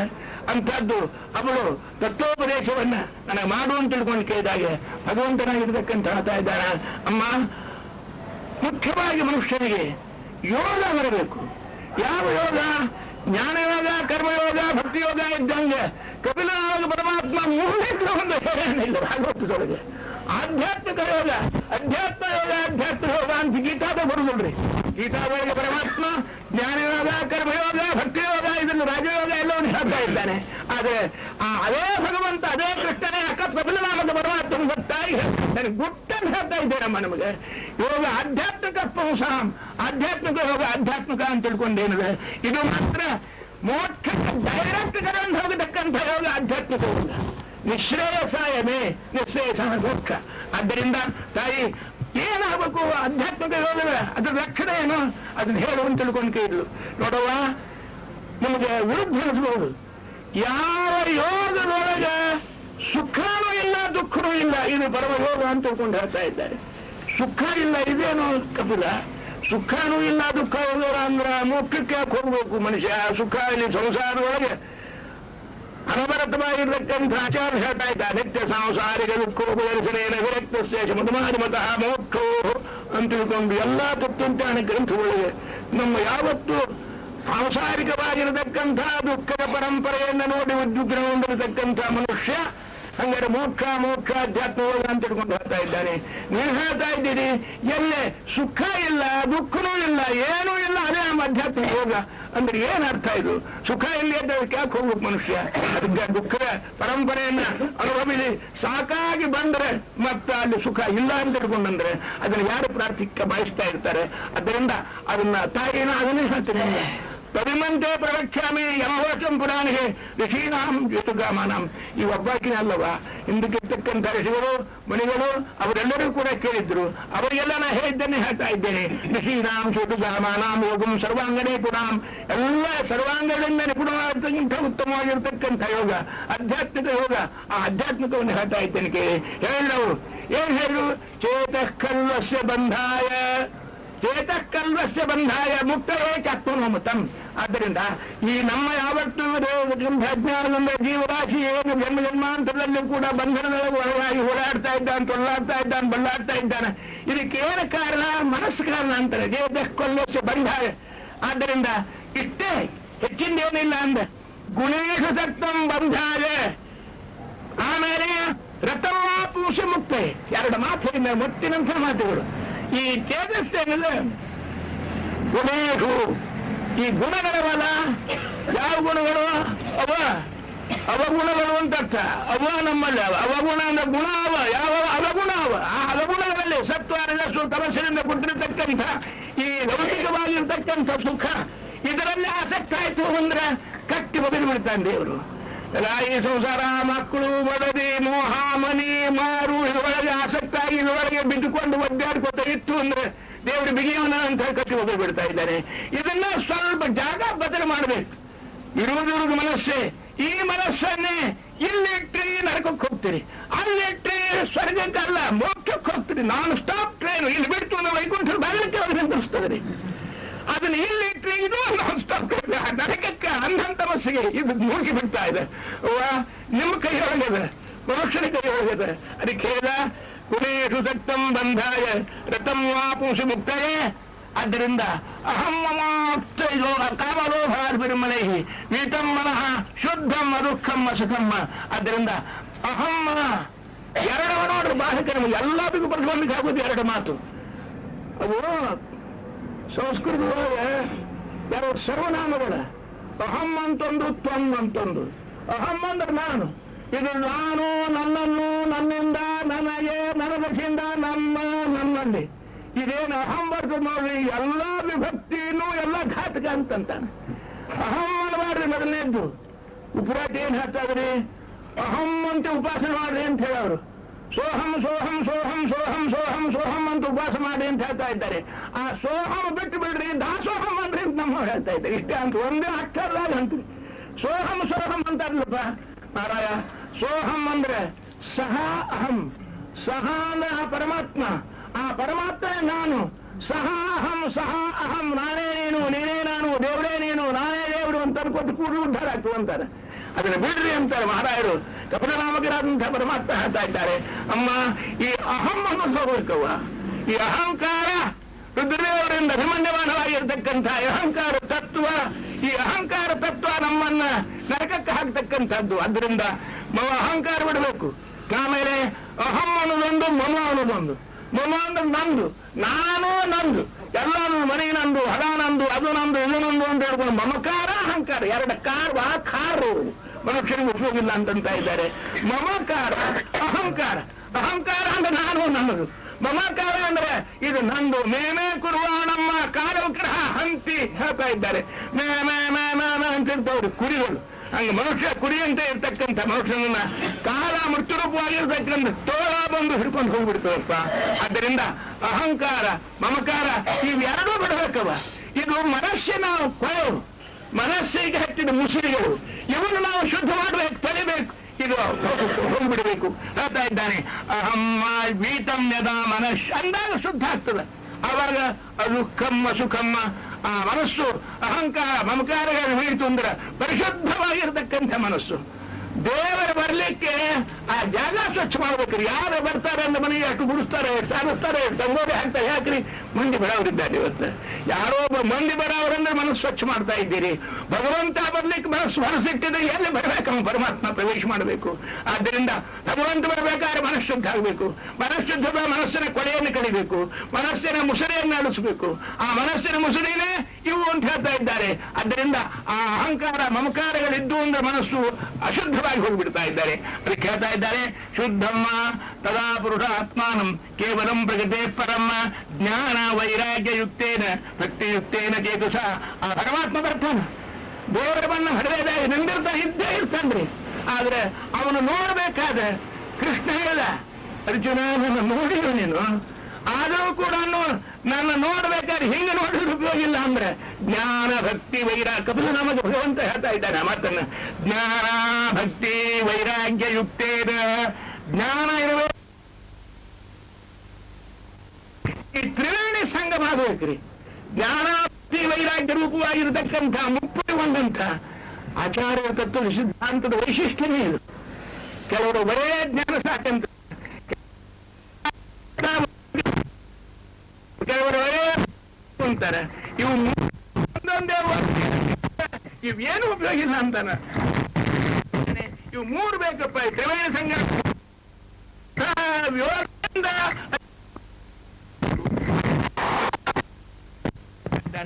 ಅದರಿಂದ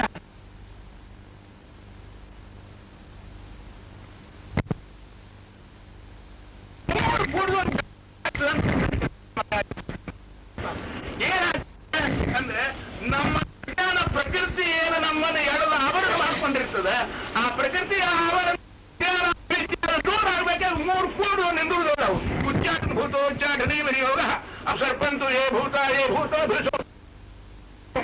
ಆ ಹೋಗಬೇಕಾದ್ರೆ ಅದು ಅಜ್ಞಾನ ನಮ್ಮನ್ನೇನು ಜನ್ಮಕ್ಕೂ ಆವರಣ ಮಾಡಿ ಕಟ್ಟಿ ಹಾಕಿ ಮುಚ್ಚ ಚಿತ್ತದ ಬರ್ತಿರ್ತದೆ. ಅದು ಹೋಗಬೇಕಾದ್ರೆ ಇದನ್ನು ನಾವು ಮಾಡಿಬಿಟ್ಟೇವೆ ಅಂದ್ರೆ ಅವಕ್ಕೆ ಭೂತೋಚ್ಚಾಟನೆ ಮಾಡಿದಂಗೆ. ಆದ್ದರಿಂದ ಜ್ಞಾನ ಭಕ್ತಿ ವೈರಾಗ್ಯ ಇವು ಮೂಡುಕೊಂಡು ಮುಕ್ತಗೊಂಡಿರ್ತಕ್ಕಂಥ ಮನಸ್ಸಿನಿಂದ ಭಗವಂತನ ಚಿತ್ರ ಮಾಡಲಿಕ್ಕೆ ಅಂದ್ರೆ ಅದು ಅನಾದಿಕಾಲ ಬಂದಿರತಕ್ಕಂಥ ಅದು ಅಸತ್ಯ ಸಂಪೂರ್ಣ ಹೋಗುತ್ತದೆ. ಅದರ ಶಕ್ತಿ, ಅದರ ಅಪರಾಧ ಅರ್ಭಟ ಎಲ್ಲವೂ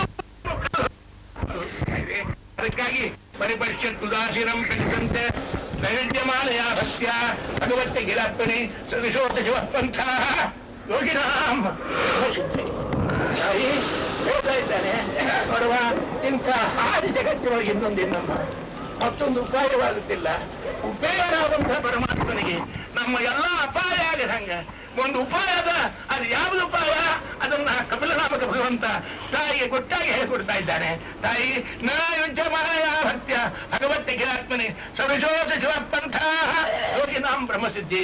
ಯೋಗಿಗಳಿಗೆ ಬ್ರಹ್ಮಸಿದ್ಧಿ ಆಗ್ಬೇಕು. ಬ್ರಹ್ಮ ಮೂರು ಬ್ರಹ್ಮವನಿ. ಬ್ರಹ್ಮ ಶಬ್ದಕ್ಕೆ ವ್ಯಾಕರಣದೊಳಗೆ ಅರ್ಥವನ್ನು ಹೇಳ್ತಾರೆ. ಪಾಣಿನಿ ಆಗಿರ್ತಕ್ಕಂಥವ ಬ್ರಹ ಜಾತಿ ಜೀವ ಕಮಲಾಸನ ಶಬ್ದ ರಾಶಿಷು ಬ್ರಹ್ಮ ಶಬ್ದ ಎಲ್ಲ ಕಡೆ ವಿಶೇಷವಾಗಿ ಬೃಹ ಧಾತುವಿನಿಂದ ಬ್ರಹ್ಮ ಬ್ರಹ್ಮ ಅಂತ ತಿಳ್ಕೊಂಡು ಬರ್ತಾರೆ. ಬೃಹ ಅಂದ್ರೇನು? ಬೃಹ ಜೀವ ಜಾತಿ ಬ್ರಹ್ಮರಾಶಿಷು ಬೃಹ ಅಂತ ತಿಳ್ಕೊಂಡು ಹೇಳ್ತಕ್ಕಂಥ ಶಬ್ದಕ್ಕೆ ಅದಕ್ಕೆ ಬ್ರಹ್ಮ ಅಂತ ತಿಳ್ಕೊಂಡು ಜೀವ ಅಂತ ತಿಳ್ಕೊಂಡ ಅರ್ಥ, ಜಾತಿ ಅಂತ ತಿಳ್ಕೊಂಡು ಒಂದು ಅರ್ಥ, ಶಬ್ದ ಅಂತ ತಿಳ್ಕೊಂಡಂತ ಅರ್ಥ. ಬ್ರಹ್ಮ ಶಬ್ದಕ್ಕೆ ಬೃಹ ಜಾತಿ ಜೀವ ಕಮಲಾಸನ ಶಬ್ದ ರಾಶಿಷು ಜೀವನಲ್ಲಿ ಬ್ರಹ್ಮ ಅಂತಂತಾರೆ. ಅದಕ್ಕೂ ಜೀವ ಕೂಡ ಬ್ರಹ್ಮ. ಆಮೇಲೆ ಜಾತಿ ಬ್ರಾಹ್ಮಣ ಯಾವರಾಗಿ ಬ್ರಹ್ಮ ಸಮಾಜ ಆಗ್ತದೆ ಅಂತಾರೆ. ಬ್ರಹ್ಮ ಸಮಾಜ ಅಂತ ತಿಳ್ಕೊಂಡು ಏನರ್ಥ? ಬ್ರಹ್ಮದೇವರು ಬಂದು ಕೂತಾರಂತ ಅರ್ಥನ. ಬ್ರಾಹ್ಮಣರು ಯಾಕೆ ಬಂದಿದ್ದಾರೆ ಬೈವರೊಳಗೆ? ಆದ್ರಿಂದ ಹೇಳ್ತಾ ಇದ್ದಾರೆ ಏನು ಹುಡುಕ್ಬೇಕ ಈ ಭಗವಂತನಲ್ಲಿ ಇಂಥ ಅತ್ಯದ್ಭುತವಾದಂತಹ ಭಕ್ತಿಯನ್ನ ನಾವು ಮಾಡ್ಲಿಕ್ಕೆ, ಕಲಿಯಲಿಕ್ಕೆ, ರೂಢಿಸಿ ಮಾಡ್ಕೊಳ್ಳಿಕ್ಕೆ ಕೃಷ್ಣ ಏನ್ ಹೇಳ್ಬಿಡು ಅಂತ ತಿಳ್ಕೊಂಡು ಹೇಳಿದಾಗೆ ಭಗವಂತ ಹೇಳಿದ ಪ್ರಸಂಗಮಯಂ ಪಾಶಂ ಆತ್ಮನಃ ಕವಯೋವಿದು ಸಯೇವ ಸಾಧುತ ಕೃತ ಮುಖ್ಯದ್ವಾರಂ ಅಪಾವೃತಂ. ಮೋಕ್ಷದ ದ್ವಾರ ತೆಗೆಯಬೇಕಾಗಿದ್ರೆ ಅದಕ್ಕೆ ಹೇಳ್ತಾ ಇದ್ದಾರೆ ಪ್ರಸಂಗವನ್ನು ಮಾಡಿ. ಪ್ರಸಂಗ ಒಳ್ಳೆ ಟೈಮು ಅಂತ ತಿಳ್ಕೊಂಡು ಅರ್ಥ ಅಲ್ಲ. ಪ್ರಸಂಗ ಅಂದ್ರೆ ದೊಡ್ಡವರ ಸಹವಾಸ ಸಂಘವನ್ನು ಮಾಡಬೇಕು. ಸತ್ಸಂಗವಾಸು ಸಾಧು ಸಂಘವನ್ನು ಮಾಡಬೇಕು. ಇದು ಮೋಕ್ಷ ಭಾಗದಲ್ಲಿ ಕಿವಿ ಕೇಳ್ತಕ್ಕಂಥ ಒಂದೇ ಒಂದು ಜಾಗ. ಅದ್ಯಾವುದು? ಪ್ರಸಂಗಂ ಅಜರಂ ಪಾಶಂ. ಅದೇ ಸಯೇವ ಸಾಧು ಕೃತ. ಸಜ್ಜನರಲ್ಲಿ ಮಾಡಬೇಕು, ಸಜ್ಜನ ಸಹವಾಸವನ್ನು ಮಾಡಬೇಕು. ಹೌದಾ? ಸಜ್ಜನ ಮಾರಿ ಮೇಲೆ ಬೋರ್ಡ್ ಹಾಕೊಂಡಿರ್ತಾರೇನು, ನಾನು ಸಜ್ಜನರು ಇರುತ್ತೇವೆ, ಇವರು ದುರ್ಜರು ಇರುತ್ತಾರೆ, ಸಜ್ಜರು ಇರ್ತಾರೆ ಅಂತ ಬಂದು ಹಾಕಿರ್ತಾರಪ್ಪ. ಹ್ಯಾಂಗ ತಿಳ್ಕೋಬೇಕು? ಸಜ್ಜನ ಲಕ್ಷಣ ಏನು? ಅದನ್ನ ಮಹಾರಾಯ ಅದನ್ನೇ ಮಾಡ್ತಾ ಇದ್ದೇನೆ ಅಂತ ತಿಳ್ಕೊಂಡು ಕೇಳ್ತಾ ಇದ್ದಾನೆ. ಆ ಸಜ್ಜನ ಲಕ್ಷಣವನ್ನು ಹೇಳ್ತಾ ಇದ್ದಾನೆ ಕಪಿಲನಾಮಕನಾಗಿ ಪರಮಾತ್ಮನಾಗಿರ್ತಕ್ಕಂಥವ. ಅಮ್ಮ ಇತಿಕ್ಷವ ಕಾರುಣಿಕ ಸುಹೃದ ಸರ್ವದೇಹಿನಾಂ ಅಜಾತ ಶತ್ರುವ ಶಾಂತ ಸಾಧವ ಸಾಧುಭೂಷಣ. ಒಂದು ಶ್ಲೋಕ ಒಳಗೆ ಸಜ್ಜನನ ಯಾವತ್ತೂ ವಿಧವಾಗಿರ್ತಕ್ಕಂಥ ವಿವೇಕಜನಿತವಾಗಿರ್ತಕ್ಕಂಥ ಲಕ್ಷಣ ವಿಲಕ್ಷಣ ವಿಚಕ್ಷಣ ಆ ಕಪಿಲನಾಮಕನಾಗಿರ್ತ ಪರಮಾತ್ಮ ಹೇಳ್ತಾ ಇದ್ದಾನೆ. ಸಜ್ಜನನ್ನು ಗುರುಸುವುದು ಏನು ಬೋರ್ಡ್ ಬೇಡ, ಹೆಸರು ಬೇಡ, ಯಾವ್ಯಾವುದು ಬೇಡವ. ಹಂಗಾರೆ ಏನಾಗಬೇಕು? ಅವ್ರ ಲಕ್ಷಣ ಹೇಳ್ತಾ ಇದ್ದೀನಿ ಕೇಳು. ಅವ್ರ್ಯಾರು? ತಿತಿಕ್ಷವ. ತಿತಿಕ್ಷು ಅಂತಂದ್ರೆ ಸಹನ ಮಾಡ್ತಕ್ಕಂಥವರು. ತಾನ್ ತಿತಿಕ್ಷಸ್ವ ಭಾರತ ಗೀತಾರು ಕೃಷ್ಣ ಪರಮಾತ್ಮ ಹೇಳ್ತಾ ಇದ್ದಾನೆ. ಅದಕ್ಕಾಗಿ ಅದನ್ನೆಲ್ಲವನ್ನೂ ಕೂಡ ಸತಿಕ್ಷ ಜಯಂತೆ ಪುರುಷಂ ಪುರುಷಡಭ ಸಮವಕ್ಕ ಮುಖಂದೀರಂ ಸೋಮೃತತ್ವಾಯ ಕಲ್ಪದೆ. ಆದ್ದರಿಂದ ಆ ತಿತಿಕ್ಷು ಆಗಬೇಕು, ಸಹನವನ್ನು ಮಾಡ್ಕೋಬೇಕು. ಅಂದುಕೊಂಡು ಅಂದ್ರೆ ಸಹನ ಹೆಂಗ್ ಮಾಡ್ಕೋಬೇಕು? ದುಃಖ ಆಗ್ತದ ಅಂತಂದ್ರೆ ಸಹನ ಮಾಡ್ಕೋರಿ. ಜಡ್ಡಾಗಿದೆ ಅಂದ್ರೆ ನೋವು ಬರ್ತದೆ ಸಹನ ಮಾಡ್ಕೋರಿ. ಹೊಟ್ಟೆ ಕರೆದ್ರೆ ಡಾಕ್ಟರ್ ಹಾಕ್ಬೇಕಿದೆ ಹೇಳಲಿಕ್ಕೆ. ಆದ್ದರಿಂದ ಅದು ಬಂದದ್ದನ್ನ ಅದನ್ನ ಆಚಾರ್ಯರು ಅಭಿಪ್ರಾಯವನ್ನು ಕೃಷ್ಣನ ಮಾತಿಗೆ ಹೀಗೆ ಅರ್ಥ ಮಾಡ್ತಾ ಇದ್ದಾರೆ. ಅದನ್ನೆಲ್ಲ ಸಹನ ಮಾಡ್ಕೋರಿ ಅಂದ್ರೆ ಅದರ ಮೇಲಿನ ಅಭಿಮಾನವನ್ನ ತೆಗೆದು ಬಿಡಬೇಕು. ಅದು ಮಾತ್ರ ಸ್ಪರ್ಶಾಸ್ತು ಕೌಂತೆಯ ಸುಘೋಷ ಸುಖ ದುಃಖದಾಹ. ಮಾತ್ರ ಸ್ಪರ್ಶಾಸ್ತು ಇಂದ್ರಿಯಗಳ ವಿಷಯಗಳ ಸಂಯೋಗ ಅದನ್ನು ಮುಟ್ಟಿತು ಅಂತಂದ್ರೆ ಸುಖ ದುಃಖ ಆಗ್ತಾ ಇದೆ. ಆದ್ದರಿಂದ ಅದನ್ನು ಕರ್ಕೊಳ್ಬೇಕಾದ್ರೆ ಅದರ ಮೇಲಿನ ಅಭಿಮಾನ ಕಡಿಮೆ ಮಾಡಿಬಿಡ್ಬೇಕು ಅಂದ್ರೆ ತನಾಗಿ ಅದು ಹೋಗಿಬಿಡ್ತಾ ಇದೆ. ಅದಕ್ಕಾಗಿ ತಾಯಿ ಹೇಳ್ತಾ ಇದ್ದಾನೆ ಕೃಷ್ಣ ಪರಮಾತ್ಮನಾಗಿರ್ತಕ್ಕಂಥವ, ಅಮ್ಮ ದೊಡ್ಡವರು ಯಾರು ಅಂದ್ರೆ ತಿಚಿಕ್ಷ ಇರಬೇಕು ಅವರಿಗೆ. ಸುಖ ದುಃಖೇ ಗಮಯ ಕೃತ್ವ ಲಾಭ ಲಾಭೇ ಜವಾಯವ ಎಲ್ಲ ಜಯ ಅಪಜಯ ಎಲ್ಲವೂ ಸಮಲೋಷ್ಠಾತ್ಮ ಕಾಂಚನಾಗಿ ಸುಖ ಬಂದಾಗ ಹೆಗ್ಗಬಾರದು, ದುಃಖ ಬಂದಾಗ ಕುಗ್ಗಬಾರದು. ಇದೆಲ್ಲವೂ ದೇವರ ಪ್ರಸಾದ ಅಂತ ತಿಳಿದುಕೊಂಡು ಸುಖ ದುಃಖೇ ಸಮಯಕೃತ್ವ ಲಾಭ ಲೋಷ್ಠ ಕಾಂಚನ ಮಣ್ಣು ಕಲ್ಲು ಬಂಗಾರ ಮುತ್ತು ರತ್ನ ವಜ್ರ ಎಲ್ಲ ಸಮಾನ ಅಂತ ತಿಳ್ಕೋಬೇಕು. ಇದು ಅವರಿಗೆ ತಿಟ್ಟಿಟ್ಟು ಅಂತ ತಿಳ್ಕೊಂಡು ಹೇಳ್ತಾ ಇದ್ದಾರೆ. ಅದಕ್ಕಾಗಿ ಸುಖ ಬಂದರೆ ಅದನ್ನ ಯಾವಾಗಲೂ ಕೂಡ ಮನುಷ್ಯ ಬಹಳ ಆರಾಮಾದ ಚೈನಿಯ ತಿಳ್ಕೊಂಡು ಮೈ ಮರೆದು ಭಗವಂತರನ್ನು. ಅದಕ್ಕಾಗಿ ದುಃಖ ಬಂದಾಗ ಕುಗ್ಗಿ ಏನಪ್ಪ ನಮಗಿಂತ ದುಃಖ ಬಂದ ಎಲ್ಲಿ ದೇವರು ಎಷ್ಟು ಉಪಾಸನ ಎಷ್ಟು ಆರಾಸನ ಅದನ್ನೆಲ್ಲ ಮಾಡಿಬಿಟ್ಟು ಬಿಟ್ಟು ಬಿಡ್ಬೇಕು ಅಂತ ತಿಳ್ಕೊಂಡಲ್ಲ. ಧಾರವಾಡದೊಳಗೆ ಸತ್ಯ ಪ್ರಮೋದರ ಬಂದಾಗ ನಿತ್ಯವೂ ಕೂಡ ಪ್ರವಚನ ಉಪನ್ಯಾಸಕ್ಕೆ ಎಲ್ಲ ಹಿಂದಾಡಿ ಮುಂದೊಂದು 2 ವರ್ಷ ನಾನು ಮತ್ತೊಮ್ಮೆ ಬಂದ್ರೆ ಅವರು ಯಾಕೆ ಬರ್ಲಿಲ್ಲ ಅಂತ ತಿಳ್ಕೊಂಡು ಏನ್ರಿ ಅವ್ರ ಪ್ರವಚನವನ್ನು ಕೇಳಿ ಎಷ್ಟು ನಾನು 18 ತಾಸು ಅವ್ರನ್ನ ಓಡಿದೆ ಮಾಡಿದೆ ಮತ್ತೆ ಪುನಃ ಫೇಲ್ ಆಗಿಬಿಟ್ಟಿದ್ದೆ. ನಾನು ಪರೀಕ್ಷೆ ಕೂತ್ಕೊಂಡಿದ್ದೆ. ಇನ್ಯಾವ ದೇವರಿ ಏನ್ ಮಾಡಿದೆ ನನಗೆ ನಾನು ಬರೋದಿಲ್ಲ ಅಂದಾಗ ಜೀವನ ಪರೀಕ್ಷೆಗೆ ಫೇಲ್ ಆದಿಪ್ಪ ನೀನು ಹೇಳಿದವರು ಸ್ವಾಮಿಗಳು. ಉತ್ತಪ್ಪ ಸುಖ ದುಃಖೇ ಸಮಯಕೃತ್ವ. ಯಾವಾಗಲೂ ದುಃಖ ಬಂದಾಗ ಭಗವಂತನನ್ನ ಬೈಬಾರದು, ಸುಖ ಬಂದಾಗ ಹೇಗೆ ಮರಿಬಾರದು, ಅವ ಮರಿಬಾರದು ಈಗ ಬರಿಬಾರದು. ಅವರೇ ತಿತ್ತಿಟ್ಟು ಅಂತ ತಿತ್ತಿಟ್ಟವಹ ಅದನ್ನು ಹೇಳಿದ್ರು. ಅದಕ್ಕಾಗಿ ಅವರೇ ಪ್ರಸಂಗ ತಿತ್ತಿಟ್ಟವ ಕಾರುಣಿಕ ಕರುಣಾಶಾಲಿಗಳಾಗಿರ್ಬೇಕಂತು. ಎಲ್ಲ ಪ್ರಾಣಿಗಳ ಮೇಲೆ ಭೂತಗಳ ಮೇಲೆ ನಮ್ಮ ಕರುಣಾ ಮಾಡೋದು ಒಂದೇ ಕಡೆ. ನಮ್ಮ ಹೆಂಡರು ಮಕ್ಕಳ ಮೇಲೆ ಕರುಣಾ, ಇನ್ನೊಬ್ಬರ ಮೇಲೆ ಕ್ರೂರತನ ಕರುಣಾತನ ಎರಡೂ ಒತ್ತಾಗಿ ತೋರಿಸ್ತಾ ಇರ್ತಾರೆ ಮನುಷ್ಯ. ಎಲ್ಲರ ಮೇಲೂ ಕೂಡ ಸುಹೃದ ಸರ್ವದೇಹಿ ಅವು ಹೇಳ್ತಾ ಇದ್ದಾರೆ. ಮನುಷ್ಯರಲ್ಲಿ ಮಾತ್ರ ಅಲ್ಲ, ಪಶು ಪಕ್ಷಿ ಕ್ರಿಮಿ ಕೀಟ ಅವುಗಳ ಮೇಲೆ ಸಹಿತ ಅದಕ್ಕೆ ಉಪಕಾರವನ್ನು ಮಾಡಬೇಕು. ತಸ್ಯ ಪ್ರಾಣ ಉಪಕಾರೇಣ ಪ್ರೀತೋ ಭವತಿ ಕೇಶವ. ಉಪನಿಷತ್ತಲ್ಲಿ ಹೇಳ್ತಾ ಇದ್ದಾರೆ ಪರಮಾತ್ಮಕ್ಕೆ ಪ್ರೀತಿ ಅದರಿಂದ ಆಯ್ತಂದ್ರೆ ನಾವು 3 ತಾಸು ಹಿಡ್ಕೊಂಡು ಅನೇಕ ಮಾಡ್ಕೊಂಡು ಗಣಗನ ಗಂಟಿ ಬಾರಿಸಿ ಮಂಗಳಾರತಿ ಮಾಡಿದ್ರೆ ಮಾತ್ರ ಪ್ರೀತಿ ಆಗೋದಿಲ್ಲ ಪರಮಾತ್ಮ. ಹಂಗಾರೆ ತಸ್ಯ ಪ್ರಾಣ್ಯೋಪಕಾರೇಣ ಪ್ರಾಣಿಗಳಿಗೆ, ಪಶುಗಳಿಗೆ, ಪಕ್ಷಿಗಳಿಗೆ, ಆಪ್ತರಿಗೆ, ಇಷ್ಟರಿಗೆ, ಬಡವರಿಗೆ, ದಲಿತರಿಗೆ, ಗಲಿತರಿಗೆ, ಸ್ಕಲಿತರಿಗೆ, ದೀನರಿಗೆ, ನೂನರಿಗೆ, ಮೂನರಿಗೆ, ಹೀನರಿಗೆ ನಾವು ಉಪಕಾರ ಮಾಡಬೇಕು ಹೆಚ್ಚಿವಾದಷ್ಟು. ಅದರಿಂದ ತಸ್ಯ ಪ್ರಾಣ್ಯೋಪಕಾರೇಣ ಪ್ರಾಣಿಗಳ ಉಪಕಾರದಿಂದ ಪ್ರೀತನಾಗುವಷ್ಟು ಪರಮಾತ್ಮ. ಯಾವ ಅರ್ಚನ, ಯಾವ ಪೂಜನ, ಯಾವ ಯಜನ, ಯಾವ ಭಜನ, ಯಾವ ಧ್ಯಾನ, ಯಾವ ಗಾನ ಯಾವುದರಲ್ಲೂ ಕೂಡ ಪರಮಾತ್ಮ ಪ್ರೀತನಾಗುವ. ಆದ್ದರಿಂದ ಅಂಥವರು ಮಹಾನುಭಾವರಾಗಿರ್ತಕ್ಕಂಥವ್ರು ಅವರೆಲ್ಲರೂ ಕೂಡ ಕಾರುಣಿಕ ಸುಹೃದ ಸರ್ವದೇಹಿಕ. ಮುಖ್ಯವಾದದ್ದು ಅಜಾತ ಶತ್ರುವಾಗಬೇಕು. ಮಹಾಭಾರತದೊಳಗೆ ಧರ್ಮರಾಜನಿಗೆ ಅಜಾತ ಶತ್ರು ಅಂತ ಇಟ್ಕೊಂಡು ಒಂದು ವಿಶೇಷವನ್ನು ಕೊಟ್ಟಿದ್ದಾರೆ. ಅಜಾತ ಶತ್ರು ಅಂದ್ರೆ ಏನ್ರಿ? ವೈರಿಗಳು ಹುಟ್ಟಿರಬಾರದ್ರಿ, ಶತ್ರುಗಳಿರಬಾರದು. ಆದ್ದರಿಂದ ನಾವು ಅಜಾತ ಶತ್ರು ಅಜಾತ ಶತ್ರು ಅಂದ್ರೆ ಅದಕ್ಕೆ ಇನ್ನೊಂದು ಅರ್ಥ ಮಾಡಿದ್ದಾರೆ. ವೈರಿಗಳ ಮಂಡಿತನ್ನ ದ್ರೋಹ ಮಾಡಿ ಅವರ ದ್ವೇಷ ಕಟ್ಕೊಂಡು ಅದನ್ನು ಮಾಡಬಾರ್ದು ಅಂತ ಅರ್ಥ ಇದೆ. ಅದಲ್ಲದೆ ಇನ್ನೊಂದು ವೈರಿಗಳು ಹುಟ್ಟಬಾರದ್ರಿ. ಹುಟ್ಟಿದ ಮೇಲೆ ಅವ್ರಿಗೆ ಹೊಡೆದಾಡಿ ದಾವೆ ಮಾಡಿ ಕಟ್ಲೆ ಮಾಡಿ ಅವ್ನ ದ್ವೇಷ ಕಟ್ಕೊಂಬೋದು ಬೇರೆ.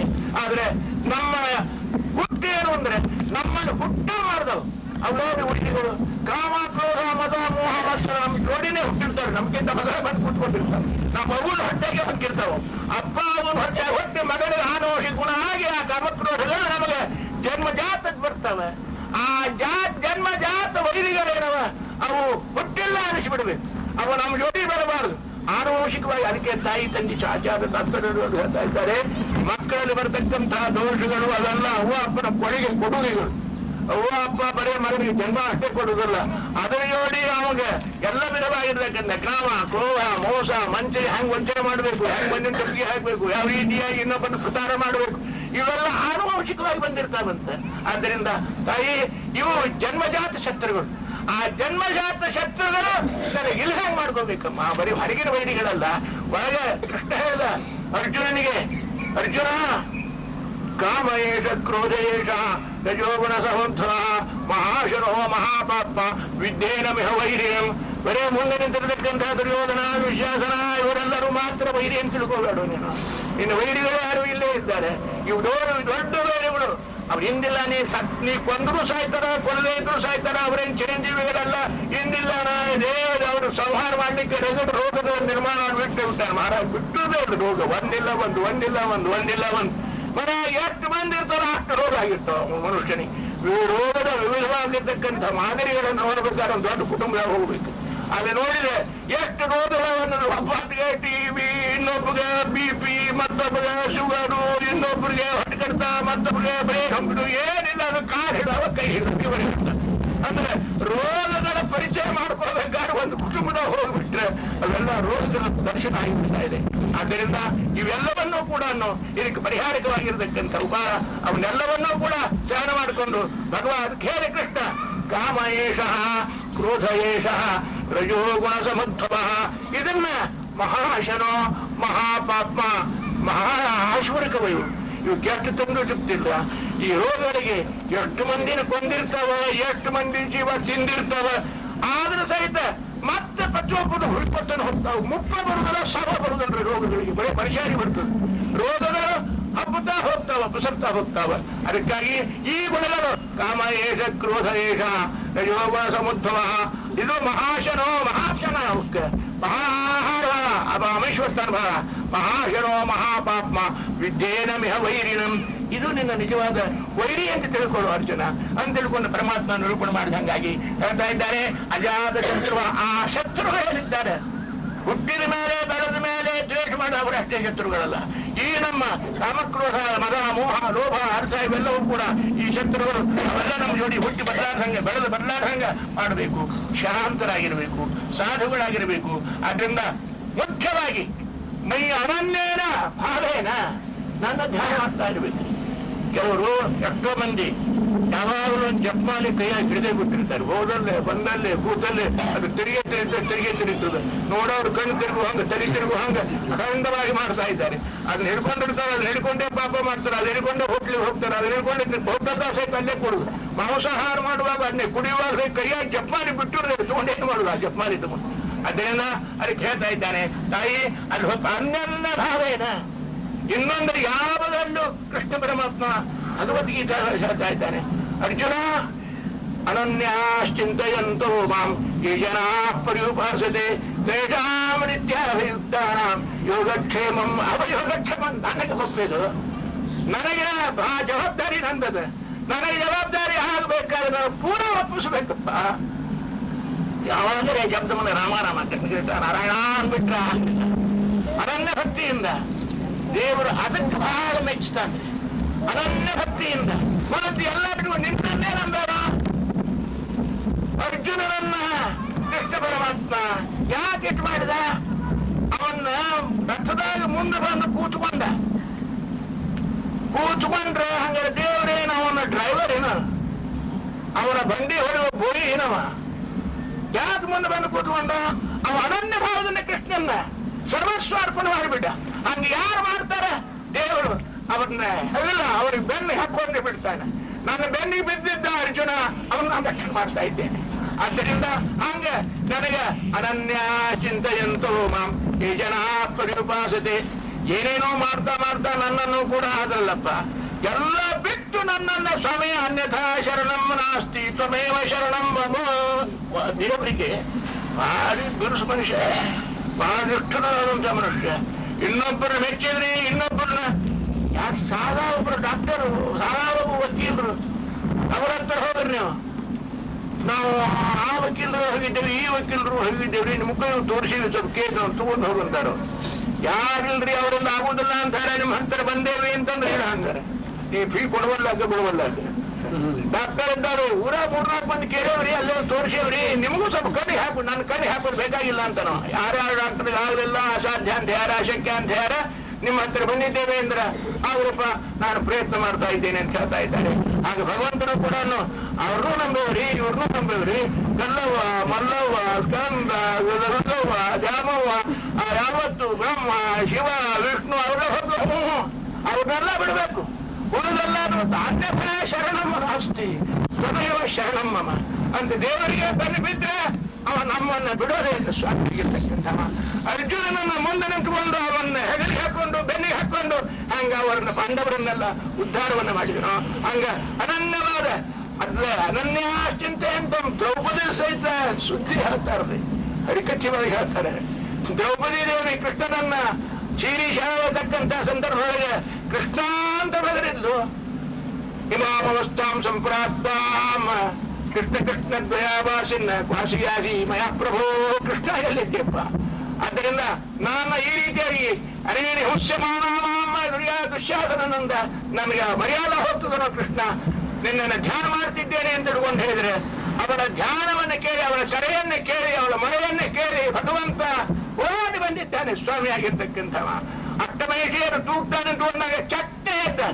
ಎಲ್ಲಿ ಹೋಗ್ತೀರಿ ಕೇಬರ್, ಎಲ್ಲಿ ಹೋಗ್ತೀರಿ ಅಂತ ತಿಳ್ಕೊಂಡು ಹುಚ್ಚಪಟ್ಟು ಬಂದ ಒಮ್ಮೊಮ್ಮೆ ಕೇಳಿ ಅವರು ಬೆಳೆಯುವುದೇ. ಬಸ್ ಕಂಡಕ್ಟರ್ ಬರ್ತಾರೆ, ಎಲ್ಲಿ ಹೋಗ್ತೀರಿ ಹಣ ಅಷ್ಟಮಹಿಷಿಯರು ಕೇಳಿದಾಗ ಸ್ವಾಮಿ ಕೇಳದೆ ಆಪ್ತರಾದಂತಹ ದ್ರೌಪದಿಯ ಮಾನರಕ್ಷಣೆಗಾಗಿ ಧಾವಿಸಿ ಬಂದು ನಿಂತುಕೊಂಡು ಬಿಟ್ಟ. ಯಾಕೆ? ಕೃಷ್ಣನನ್ನ ಕರೀತಾ ಇದ್ದಾರೆ, ಕೂಗ್ತಾ ಇದ್ದಾರೆ, ಪ್ರಾರ್ಥನೆ ಮಾಡ್ತಾ ಇದ್ದಾರೆ. ಕೃಷ್ಣಂದ ಭಕ್ತಿ ಮಾತಾಡ್ರಿ, ಅದು ಅನನ್ಯ ಭಕ್ತಿ ಆಗೋಗ್ತೀನಿ. ನನ್ನ ಗಂಡ ಭೀಮ ರಕ್ಷಣೆ ಮಾಡ್ತಾನೆ ಅಂತಂದು, ಅರ್ಜುನ ರಕ್ಷಣೆ ಮಾಡ್ತಾನೆ ಅಂದ್ರು, ಮತ್ಸ್ಯಭೇದನವನ್ನು ಮಾಡಿ ನನ್ನ ಕರ್ಕೊಂಡು ಬಂದಿದ್ದಾರೆ. ಇವರು ಏನ್ ಮಾಡ್ತಾರೆ ಅಂದ್ರು, ಅವರು ಬಂದಿಲ್ಲ. ದ್ರೋಣಾಚಾರ್ಯ, ಕೃಪಾಚಾರ್ಯ ಅವರೆಲ್ಲ ಹೋಗಿ ಭೀಷ್ಮಾಚಾರ್ಯ ಮುಂದೆ ನಿಂತ್ಕೊಂಡು ಹೇಳಿದ್ರು, ಅವ್ರು ಯಾರು ಹಚ್ಚಿಕೊಂಡಿಲ್ಲ. ಆ ಕಾಲಕ್ಕೆ ಕೃಷ್ಣ ಬಂದ ನಿಂತುಕೊಂಡ್ಬಿಟ್ಟ. ಶರಿತಾ ಇದ್ದಾನೆ, ಎಳಿತಾ ಇದ್ದಾನೆ, ಶೀರಿಯನ್ನೆಲ್ಲವನ್ನು ಜಪಿತಾ ಇದ್ದಾನೆ. ಮರ್ಯಾದ ಹೋಗ್ತಾರೆ, ಕೃಷ್ಣ ರಕ್ಷಣೆ ಮಾಡೋ ಅಂದ್ರು. ಎಲ್ಲೆಲ್ಲೂ ತಾಯಿ ಮಾಡಿದ್ದಾರೆ. ಹಿಂಗ್ ಹಿಡ್ಕೊಂಡಿದ್ವಂತ, ಕಟ್ಟನ್ನು ಕೈ ಹಿಡಿದಿಲ್ಲ, ಮುಡಿಗಟ್ಟಿ ಜಾರಬಾರ್ದು, ಸವಾದ ಮರ್ಯಾದ ಹೋಗಬಾರ್ದು, ಶೀರಿ ಸಾರು ಹೋಗಬಾರ್ದು ಅಂತ ತಿಳ್ಕೊಂಡು ಕೃಷ್ಣಂದ ಈ ಮುಷ್ಟಿ ಮೇಲೆ ತನ್ನ ಭಕ್ತಿ ಮಾಡ್ಯಾರ. ಅದ್ರ ಬರಬಾರ ಅದು ಹೊರಮಾರ್ ಬರ್ತೇನೆ ಅಂತ ಅದನ್ನೂ ಬಿಟ್ಟು ಎರಡೂ ಕೈಲಿ ಕೃಷ್ಣ ಅಂತ ಅಷ್ಟೇ ಬರುತ್ತೆ. ನಮ್ ದೇವರಿಗೆ ಅಂತ ಇಂಥ ಭಕ್ತಿ ಉಪಯೋಗ ಇಲ್ರಿ. ನಿರ್ಮಲವಾದಂತಹ ಶುದ್ಧವಾದಂತಹ ಭಕ್ತಿಯನ್ನು ಮಾತ್ರ ಅಪೇಕ್ಷೆ ಮಾಡ್ತಾ ಇದ್ದಾನೆ. ಅರಣ್ಯ ಚಿಂತೆಯಂತೂ ಮಾಂ ಏಜನ ಪರ್ಯುಪಾಸನೆ. ಕಪಿಲ ಹೇಳಿದ್ರೆ ಕೃಷ್ಣ ಹೇಳ್ತೆ, ಕಪಿಲ ಹೇಳ್ತಾನೆ ಕೃಷ್ಣ, ಕಪಿಲ ಹೇಳ್ತೆ ಕೃಷ್ಣ ಹೇಳ್ತಾ ಇದ್ದಾನೆ. ಕಪಿಲನ ಮಕ್ಕಳಾಗಿಂತ ಪರಮಾತ್ಮ ಹೇಳ್ತಾ ಇದ್ದಾನೆ, ಅವ್ವ ಮೈ ಅನನ್ಯನ ಯೋಗೇನ. ಇನ್ನೊಬ್ಬರಲ್ಲಿ ಭರವಸೆಯನ್ನು ಮಾಡದೆ ನೀನೇ ನನಗೆ ಗತಿ ಕೃಷ್ಣ ಅಂದ್ರೆ ಮಾತ್ರ ನಾನು ರಕ್ಷಣವನ್ನು ಮಾಡ್ತಾ ಇದ್ದೇನೆ ಅಂತ ಇದ್ದಾರೆ. ತಾಯಿ ಆ ಅನನ್ಯ ಭಕ್ತಿಯನ್ನು ಮಾಡ್ಲಿಕ್ಕೆ ಕಲೀನಿ. ದೇವರಲ್ಲೇ ಭಕ್ತಿಯನ್ನು ಮಾಡಬೇಕಾದ್ರೆ ಇಂಥ ಇನ್ನೊಬ್ರು ಯಾರಾದ್ರೂ ಮೆಚ್ಚಿ ನೆಚ್ಚಿ ಭರವಸೆಯಿಂದ ಅವರು ಮಾಡಾರ, ಇವರು ಮಾಡಾರ, ಅವರು ಉಳಿಸಾರ, ಇವರು ಉಳಿಸಾರ ಅಂತ ತಿಳ್ಕೊಂಡಲ್ಲ. ಆ ಪರಮಾತ್ಮನನ್ನೇ ಮೈಯನನ್ನೇನ ಭಕ್ತೇನ ಭಾವೇನ ಭಕ್ತಿಂ ಕುರುವಂತಿ ಮತ್ಕೃತೆ ತೆಕ್ಕ ಕರ್ಮಾಣ. ಬರೇ ಬಾಯಿ ನಾವು ದೇವರು ಬಹಳ ನಂಬೇಡಿ ಅಂದ್ರೆ ಮತ್ಕೃತೆ ತೆಕ್ಕ ಕರ್ಮಾಣ. ನನ್ನ ಸಲುವಾಗಿ ಅವರು ತಮ್ಮ ಕಾರ್ಯ, ತಮ್ಮ ವ್ಯವಹಾರ, ತಮ್ಮೇನು ಎಲ್ಲ ಬಿಟ್ಟು ದೇವರನ್ನೇ ರಕ್ಷಣವನ್ನು ಮಾಡಬೇಕು. ಮೈಯನನ್ನ ಭಗವಂತನನ್ನೇ ಭಕ್ತಿಯನ್ನ ಮಾಡಬೇಕು. ಮತ್ತು ಮದಾಶ್ರಯ ಕಥಾ ಮೃಷ್ಟ ಶೃಣ್ವಂತಿ ಗತಿಯಂತಿದೆ ತಯೇ ತಪಂತಿ ವಿಧಾತಾಪಾನೇತ ನಮ್ಮ ಅತ್ಯಂತ ಸಹ ತಯೇತೆ ಸಾಧವ ಸಾಧ್ವಿ. ಇವರಿಗೆ ಹೀಗೆ ಯಾರಿದ್ದಾರೆ ಅವರು ಸಾಧುಗಳು. ಸಾಧುಗಳು ಇಷ್ಟೇ ಅಲ್ಲ, ಸಾಧು ಕುಲಕ್ಕೆ ಭೂಷಣರು. ಸಾಧವ ಸಾಧು ಭೂಷಣ. ಸಾಧುಗಳೊಡನಿರಲಿ ಈ ಹಿಮಾಲಯ ಪರ್ವತ ಸಾಧುಗಳು ಹುಡುಗರು ಸೇರ್ಕೋತ ಬಂದ ಬರ್ತಾವ. ಅಂಥವರೆಲ್ಲ ಸಾಧುಗಳೆಲ್ಲ ಸಾಧು ಭೂಷಣರು. ಆದ್ದರಿಂದ ಇಂತಹ ಸಾಧವ ಸಾಧುಭೂಷಣ. ಆದ್ದರಿಂದ ಅವರ ತಯೇತೆ ಸಾಧವ ಸಾಧ್ವಿ ಸರ್ವಸಂಗ ವಿವರ್ಜಿತ ಸಂಘಸ್ಥೆ ಶ್ವತತೆ ಪ್ರಾರ್ಥ್ಯ ಸಂಘದೋಷ ಹರಾಹಿತೆ. ಅವರ ಸಂಘವನ್ನ, ಅವರ ಸಹವಾಸವನ್ನ ಅದನ್ನ ನಾವು ಪ್ರಾರ್ಥನಾ ಮಾಡಿ ಬಯಸಿ ಬೇರೆ ಪಡಿಬೇಕ್ರಿ. ಅದು ಹಂಗ ಸಿಗುವುದಿಲ್ಲ ಅಂತ ಸಹವಾಸ ಸಂಘವಾಸ. ಆದ್ದರಿಂದ ಏನಾಗ್ತಾರೆ ಇಂಥ ಸಹವಾಸದಿಂದ ಹೇಳ್ತಾ ಇದ್ದಾರೆ ಕಪಿಲನಾಮಕನಾಗಿರ್ತಕ್ಕಂಥ ಪರಮಾತ್ಮ. ಅವ್ವ ಅದು ಚಮತ್ಕಾರ ಫಲ ಕೊಡುತ್ತಿಲ್ಲ. ಏನಾಗ್ತದೆ ಅದು ಕೇಳವ. ಅವರು ಅದರಿಂದ ಅವರು ಹೇಳ್ತಾ ಇದ್ದಾನೆ ಸತಾಂ ಪ್ರಸಂಗ ಮಮ ವೀರ್ಯ ಸಂಪದ ಭವಂತಿ ಹೃತ್ಕರ್ಣ ರಸಾಯನ ಕಥಾ ಸದ್ಯೋಷಾಹಾರ ಶಪವಕ್ರವರ್ತನೆ ಶ್ರದ್ಧಾವತಿ ಭಕ್ತಿ ನರುತ್ಯ ಪಶ್ಯತಿ.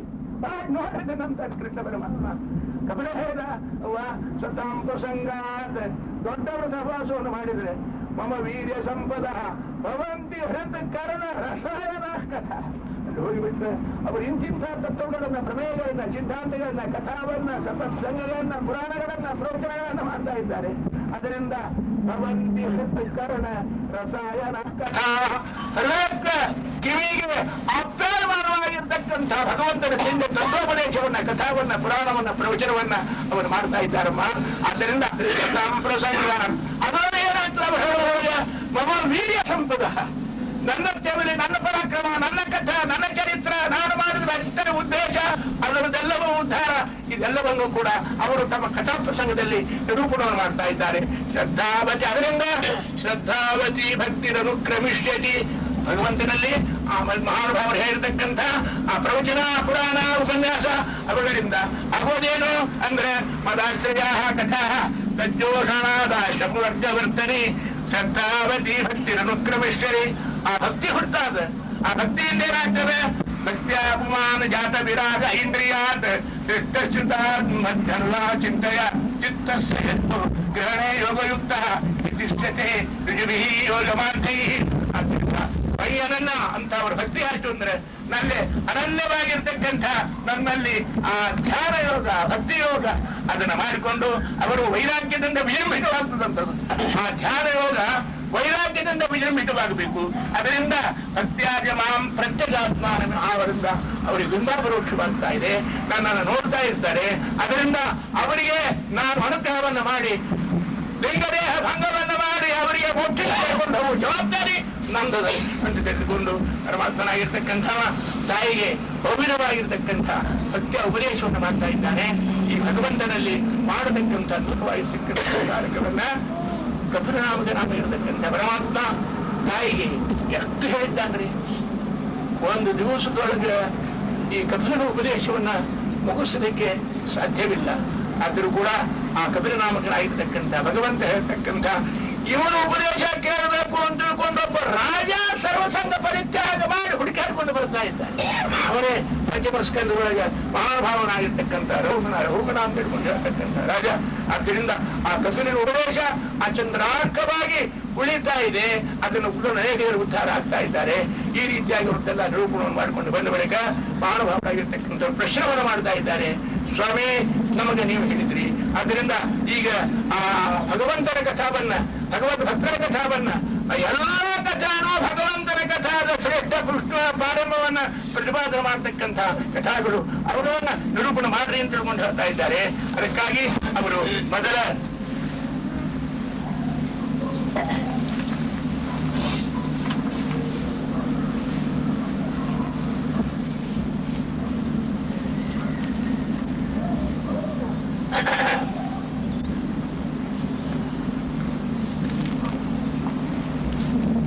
ಮನು ಮಹಾರಾಜನಿಗೆ, ಸ್ವಯಂಭವ ಮನುವಿನಿಗೆ ಶತರೂಪ ಅಂತ ಹೇಳತಕ್ಕಂಥ ಯೋಗ್ಯರಾಗಿರ್ತಕ್ಕಂಥ ಪತ್ನಿ. ಆ ಶತರೂಪ ಸ್ವಯಂಭವ ಮನುವನ್ನ ಪಾಣಿಗ್ರಹವನ್ನು ಮಾಡಬೇಕಾದ್ರೆ 10,000 ವರ್ಷ ತಪಸ್ಸು ಮಾಡಿದ್ರೆ ಹೆಣ್ಮಗಳು 10,000 ವರ್ಷ ತಪಸ್ಸನ್ನು ಮಾಡಿ ಆ ಸ್ವಯಂಭವ ಮನುವನ್ನು ವಿವಾಹವಾಗಿದ್ದಾಳೆ. ವಿವಾಹವಾದರೆ ಏನು ದಂಪತಿಗಳ ಪುಣ್ಯ ಅಂತ ತಿಳ್ಕೊಂಡು ಹೇಳ್ತಾ ಇದ್ದಾರೆ. ಅವರಿಗೆ 3 ಮಂದಿ ಹೆಣ್ಮಕ್ಳು, 2 ಗಂಡಸು ಮಕ್ಕಳು. ದೇವಭೂತಿ, ಪ್ರಸೂತಿ, ಆಕೂತಿ ಅಂತ ತಿಳ್ಕೊಂಡು 3 ಮಂದಿ ಹೆಣ್ಮಕ್ಳು. ಉತ್ತರ ಪಾದಾರ ಪ್ರಕಾರ ಪ್ರವೃತ್ತ ಅಂತ ತಿಳ್ಕೊಂಡು 2 ಗಂಡಸು ಮಕ್ಕಳು. ಪಂಚರತ್ನ ಹಂಗಿದ್ದರು 5 ಮಂದಿ ಮಕ್ಕಳೆಲ್ಲರೂ ಕೂಡ ಆಗಿರ್ತಕ್ಕಂಥವ್ರು. ಆದ್ದರಿಂದ ಅವರ ಕಥಾವನ್ನ ನಿರೂಪಣವನ್ನು ಮಾಡಬೇಕು ಅಂತಕೊಂಡು ಮಹಾನುಭಾವರಾಗಿರ್ತಕ್ಕಂಥವರು ಹೇಳ್ತಾ ಇದ್ದಾರೆ. ಅವನಿಗೆ 3 ಮಂದಿ ಹೆಣ್ಮಕ್ಳು, ಒಬ್ಬೊಬ್ಬರು ಹೆಣ್ಮಕ್ಳು ಕೂಡ ವೈಶಿಷ್ಟ್ಯಪೂರ್ಣವಾಗಿರ್ತಕ್ಕಂಥವ್ರು. ಆಕೂತಿ ಅಂತ ತಿಳ್ಕೊಂಡು ಹೆಣ್ಮಕ್ಳು, ಸ್ವಯಂಭವ ಶತರೂಪನ್ನ ಮಕ್ಕಳು. ಆ ಆಕೂತಿ ಅಂದ್ರೆ ಏನ್ರಿ, ಸರ್ವ ಶಾಸ್ತ್ರ ವೇದ ಪುರಾಣ ನಿಗಮ ಆಗಮ ಉಪನ್ಯಾಸ ಉಪನಿಷತ್ತು ಎಲ್ಲದರ ಸಾರ ಸರ್ವಸ್ವ ಪೂರ್ತಿ ಬಂತಾಗಿದ್ದಾಗ ಆಕೂತಿ ಅಂತ ತಿಳ್ಕೊಂಡು. ಆ ಆಕೂತಿಯನ್ನು ಯಾರಿಗೆ ಕೊಟ್ಟಿದ್ರು ಅಂದ್ರೆ ರುಚಿ ಅಂತ ತಿಳ್ಕೊಂಡು ಪ್ರಿಯಾಪತಿ. ರುಚಿ ಅನ್ನೋ ಅರ್ಥ ಬರೇ ಹುಳಿ, ಉಪ್ಪು, ಖಾರ ರುಚಿ ಬೈಕ್ ಹೆಣ್ಮಕ್ಳು ಹಂಗ ತಿಂತಿರ್ತಾರ, ಅಂತ ರುಚಿ ಅಲ್ಲ ಇದು. ಹಾಗಾದ್ರೆ ಕೇವಲ ಅಧ್ಯಾತ್ಮ ಶಾಸ್ತ್ರದೊಳಗೆ ಅಭಿರುಚಿ ಇರ್ತಕ್ಕಂಥವ ರುಚಿ ಅಂತ ಒಬ್ಬವ ಪ್ರಜಾಪತಿ ಆಗಿರ್ತಕ್ಕಂಥವ, ಅವನಿಗೆ ಆಕೂತಿಯನ್ನು ಕೊಟ್ಟಿದ್ದಾರೆ. ಅಂತ ಅನುರೂಪವಾಗಿರ್ತಕ್ಕಂಥ ವಿಷಯ. ಆದ್ದರಿಂದ ಸರ್ವಶಾಸ್ತ್ರ ನಿಗಮಾಗಮನದ ಸಾರ ಸರ್ವಸ್ವಭೂತ ಅಭಿಪ್ರಾಯ ರೂಪವಾಗಿರ್ತಕ್ಕಂಥವರು ಆಕೂತಿ ಹೆಂಡತಿ. ಅಥವಾ ಕೇವಲ ಭಗವಂತನಲ್ಲೇ ರುಚಿ ಅವಾಗ ಅಡಿಗೆ ಒಳಗೆ ರುಚಿ ಇಲ್ಲ, ಪದಾರ್ಥ ರುಚಿ ಇಲ್ಲ, ವಿಷಯದ ರುಚಿ ಇಲ್ಲ, ಸಂಸಾರದ ರುಚಿ ಇಲ್ಲ. ಕೇವಲ ದೇವರು, ದೇವರ ಧ್ಯಾನ, ದೇವರ ಪೂಜೆ, ಇದರೊಳಗಿನ ರುಚಿ ಇರ್ತಕ್ಕಂಥವ. ಅವರಿಬ್ಬರಿಂದ ದೇವರೇ ಅವರ ಹೊಟ್ಟೆಯನ್ನು ಹುಟ್ಟಿ ಬರ್ತಾ ಇದ್ದಾನೆ. ಭಗವಂತನಾಗಿರ್ತಕ್ಕಂಥವ ಕರಾರ ಮಾಡಿದ. ಸ್ವಯಂಭವ ಮನು ಕನ್ಯಾ ಕೊಡು ಕಾಲಕ್ಕೆ, ನೋಡಪ್ಪ ಈಗಿನ ನಾನು ಕೊಡ್ತಾ ಇದ್ದೇನೆ, ಈಕೆ ಹೊಟ್ಟೆಯಿಂದ ಏನು ಮಗ ಹುಟ್ಟತಾನ ಅವನ ನನಗೆ ದತ್ತು ಕೊಡಬೇಕು ಮೊಮ್ಮಗನಂತ ಆಗ್ಲಿ ಅಂತ ತಿಳ್ಕೊಂಡು ಹೇಳಿದ. ಆ ಪ್ರಕಾರವಾಗಿ ಆ ರುಚಿ ನಾಮಕನಾಗಿರ್ತಕ್ಕಂಥ ಆ ಪ್ರಜಾಪತಿಯಿಂದ ತನ್ನ ಮಗಳಾಗಿರ್ತಕ್ಕಂಥ ಆ ಶತರೂಪನ ಅವರ ಆಕೃತಿಯಲ್ಲಿ, ನನಗೆ ಹಿಂದೆ ಮುಂದೆ ಹೇಳ್ತಿರ್ತೇನೆ ಸ್ವಲ್ಪ ನೀವೇ ಬರ್ತೀರಿ ಮಾಡ್ತಾರೆ ಮುಂದಿಂದು ರಾವಣ ರಾವಣ ಹೀಗೆಲ್ಲ ಬರ್ತಾ ಇದೆ. ಸಂದರ್ಭದ ಮೇಲಿಂದ ಅದನ್ನು ಸರಿಪಡಿಸಿಕೊಂಡು ನೀವು ತಿಳ್ಕೊಂಡಿರ್ಬೇಕು ಅಷ್ಟೇನೆ. ಆದ್ದರಿಂದ ಶತರೂಪ ಅಲ್ಲ, ಆಕೃತಿಯನ್ನು ಕೊಟ್ಟಿದ್ದಾರೆ. ಆ ಆಕೃತಿಯಿಂದ ದೇವರು ಹುಟ್ಟ್ಯಾರ ನೋಡ್ರಿ. ಯಜ್ಞನಾಮಕನಾಗಿರ್ತಕ್ಕಂಥ ಪರಮಾತ್ಮ ಲಕ್ಷ್ಮೀನಾರಾಯಣ ಇಬ್ರು ಕೂಡ ಹುಟ್ಟ್ಯಾರ ಅವರಲ್ಲಿ. ಎಲ್ಲ ಕಡೆ ಒಬ್ಬೊಬ್ಬರು, ರಾಮ ಒಬ್ಬನೇ ಹುಟ್ಟಿದ, ಕೌಸಲ್ಯ ಹೊಟ್ಟೆಯಿಂದ ಸೀತಾ ಹುಟ್ಟಿ ಬರಲಿಲ್ಲ. ದೇವಕಿ ಹೊಟ್ಟೆಯಿಂದ ಕೃಷ್ಣ ಒಬ್ಬನೇ ಹುಟ್ಟಿದ, ರುಕ್ಮಿಣಿ ಹುಟ್ಟಿ ಬರಲಿಲ್ಲ. ರುಕ್ಮಿಣಿ ಬೇರೆ, ಕೃಷ್ಣ ಬೇರೆನೆ. ಇಲ್ಲಿ ಇಬ್ಬರು ಕೂಡ ಹುಟ್ಟಿ ಬಂದಿದ್ದಾರೆ, ಅಣ್ಣ ತಂಗಿಯಾಗಿ ಹುಟ್ಟಿದ್ದಾರೆ. ಯಜ್ಞ ದಕ್ಷಿಣ ಅಂತ ತಿಳ್ಕೊಂಡು ಹುಟ್ಟಿದ್ರು. ದಕ್ಷಿಣ ಲಕ್ಷ್ಮೀ ದೇವಿ ಆದ್ದರಿಂದ ಇನ್ನೊಬ್ರು ಯಾರಿಗೂ ಇಲ್ಲ, ಅವನಿಗೆ ಹೇಳ್ತೇನೆ ಅಂತ ಇಬ್ಬರು ಕೂತ್ಕೊಂಡಿದ್ದಾರೆ. ಅವರಿಬ್ಬರು ಕೂಡ ಮದುವೆ ಆಗ್ತಾ ಇದೆ. ಆದ್ದರಿಂದ ಯಜ್ಞ ನಾಮಕರಾಗಿ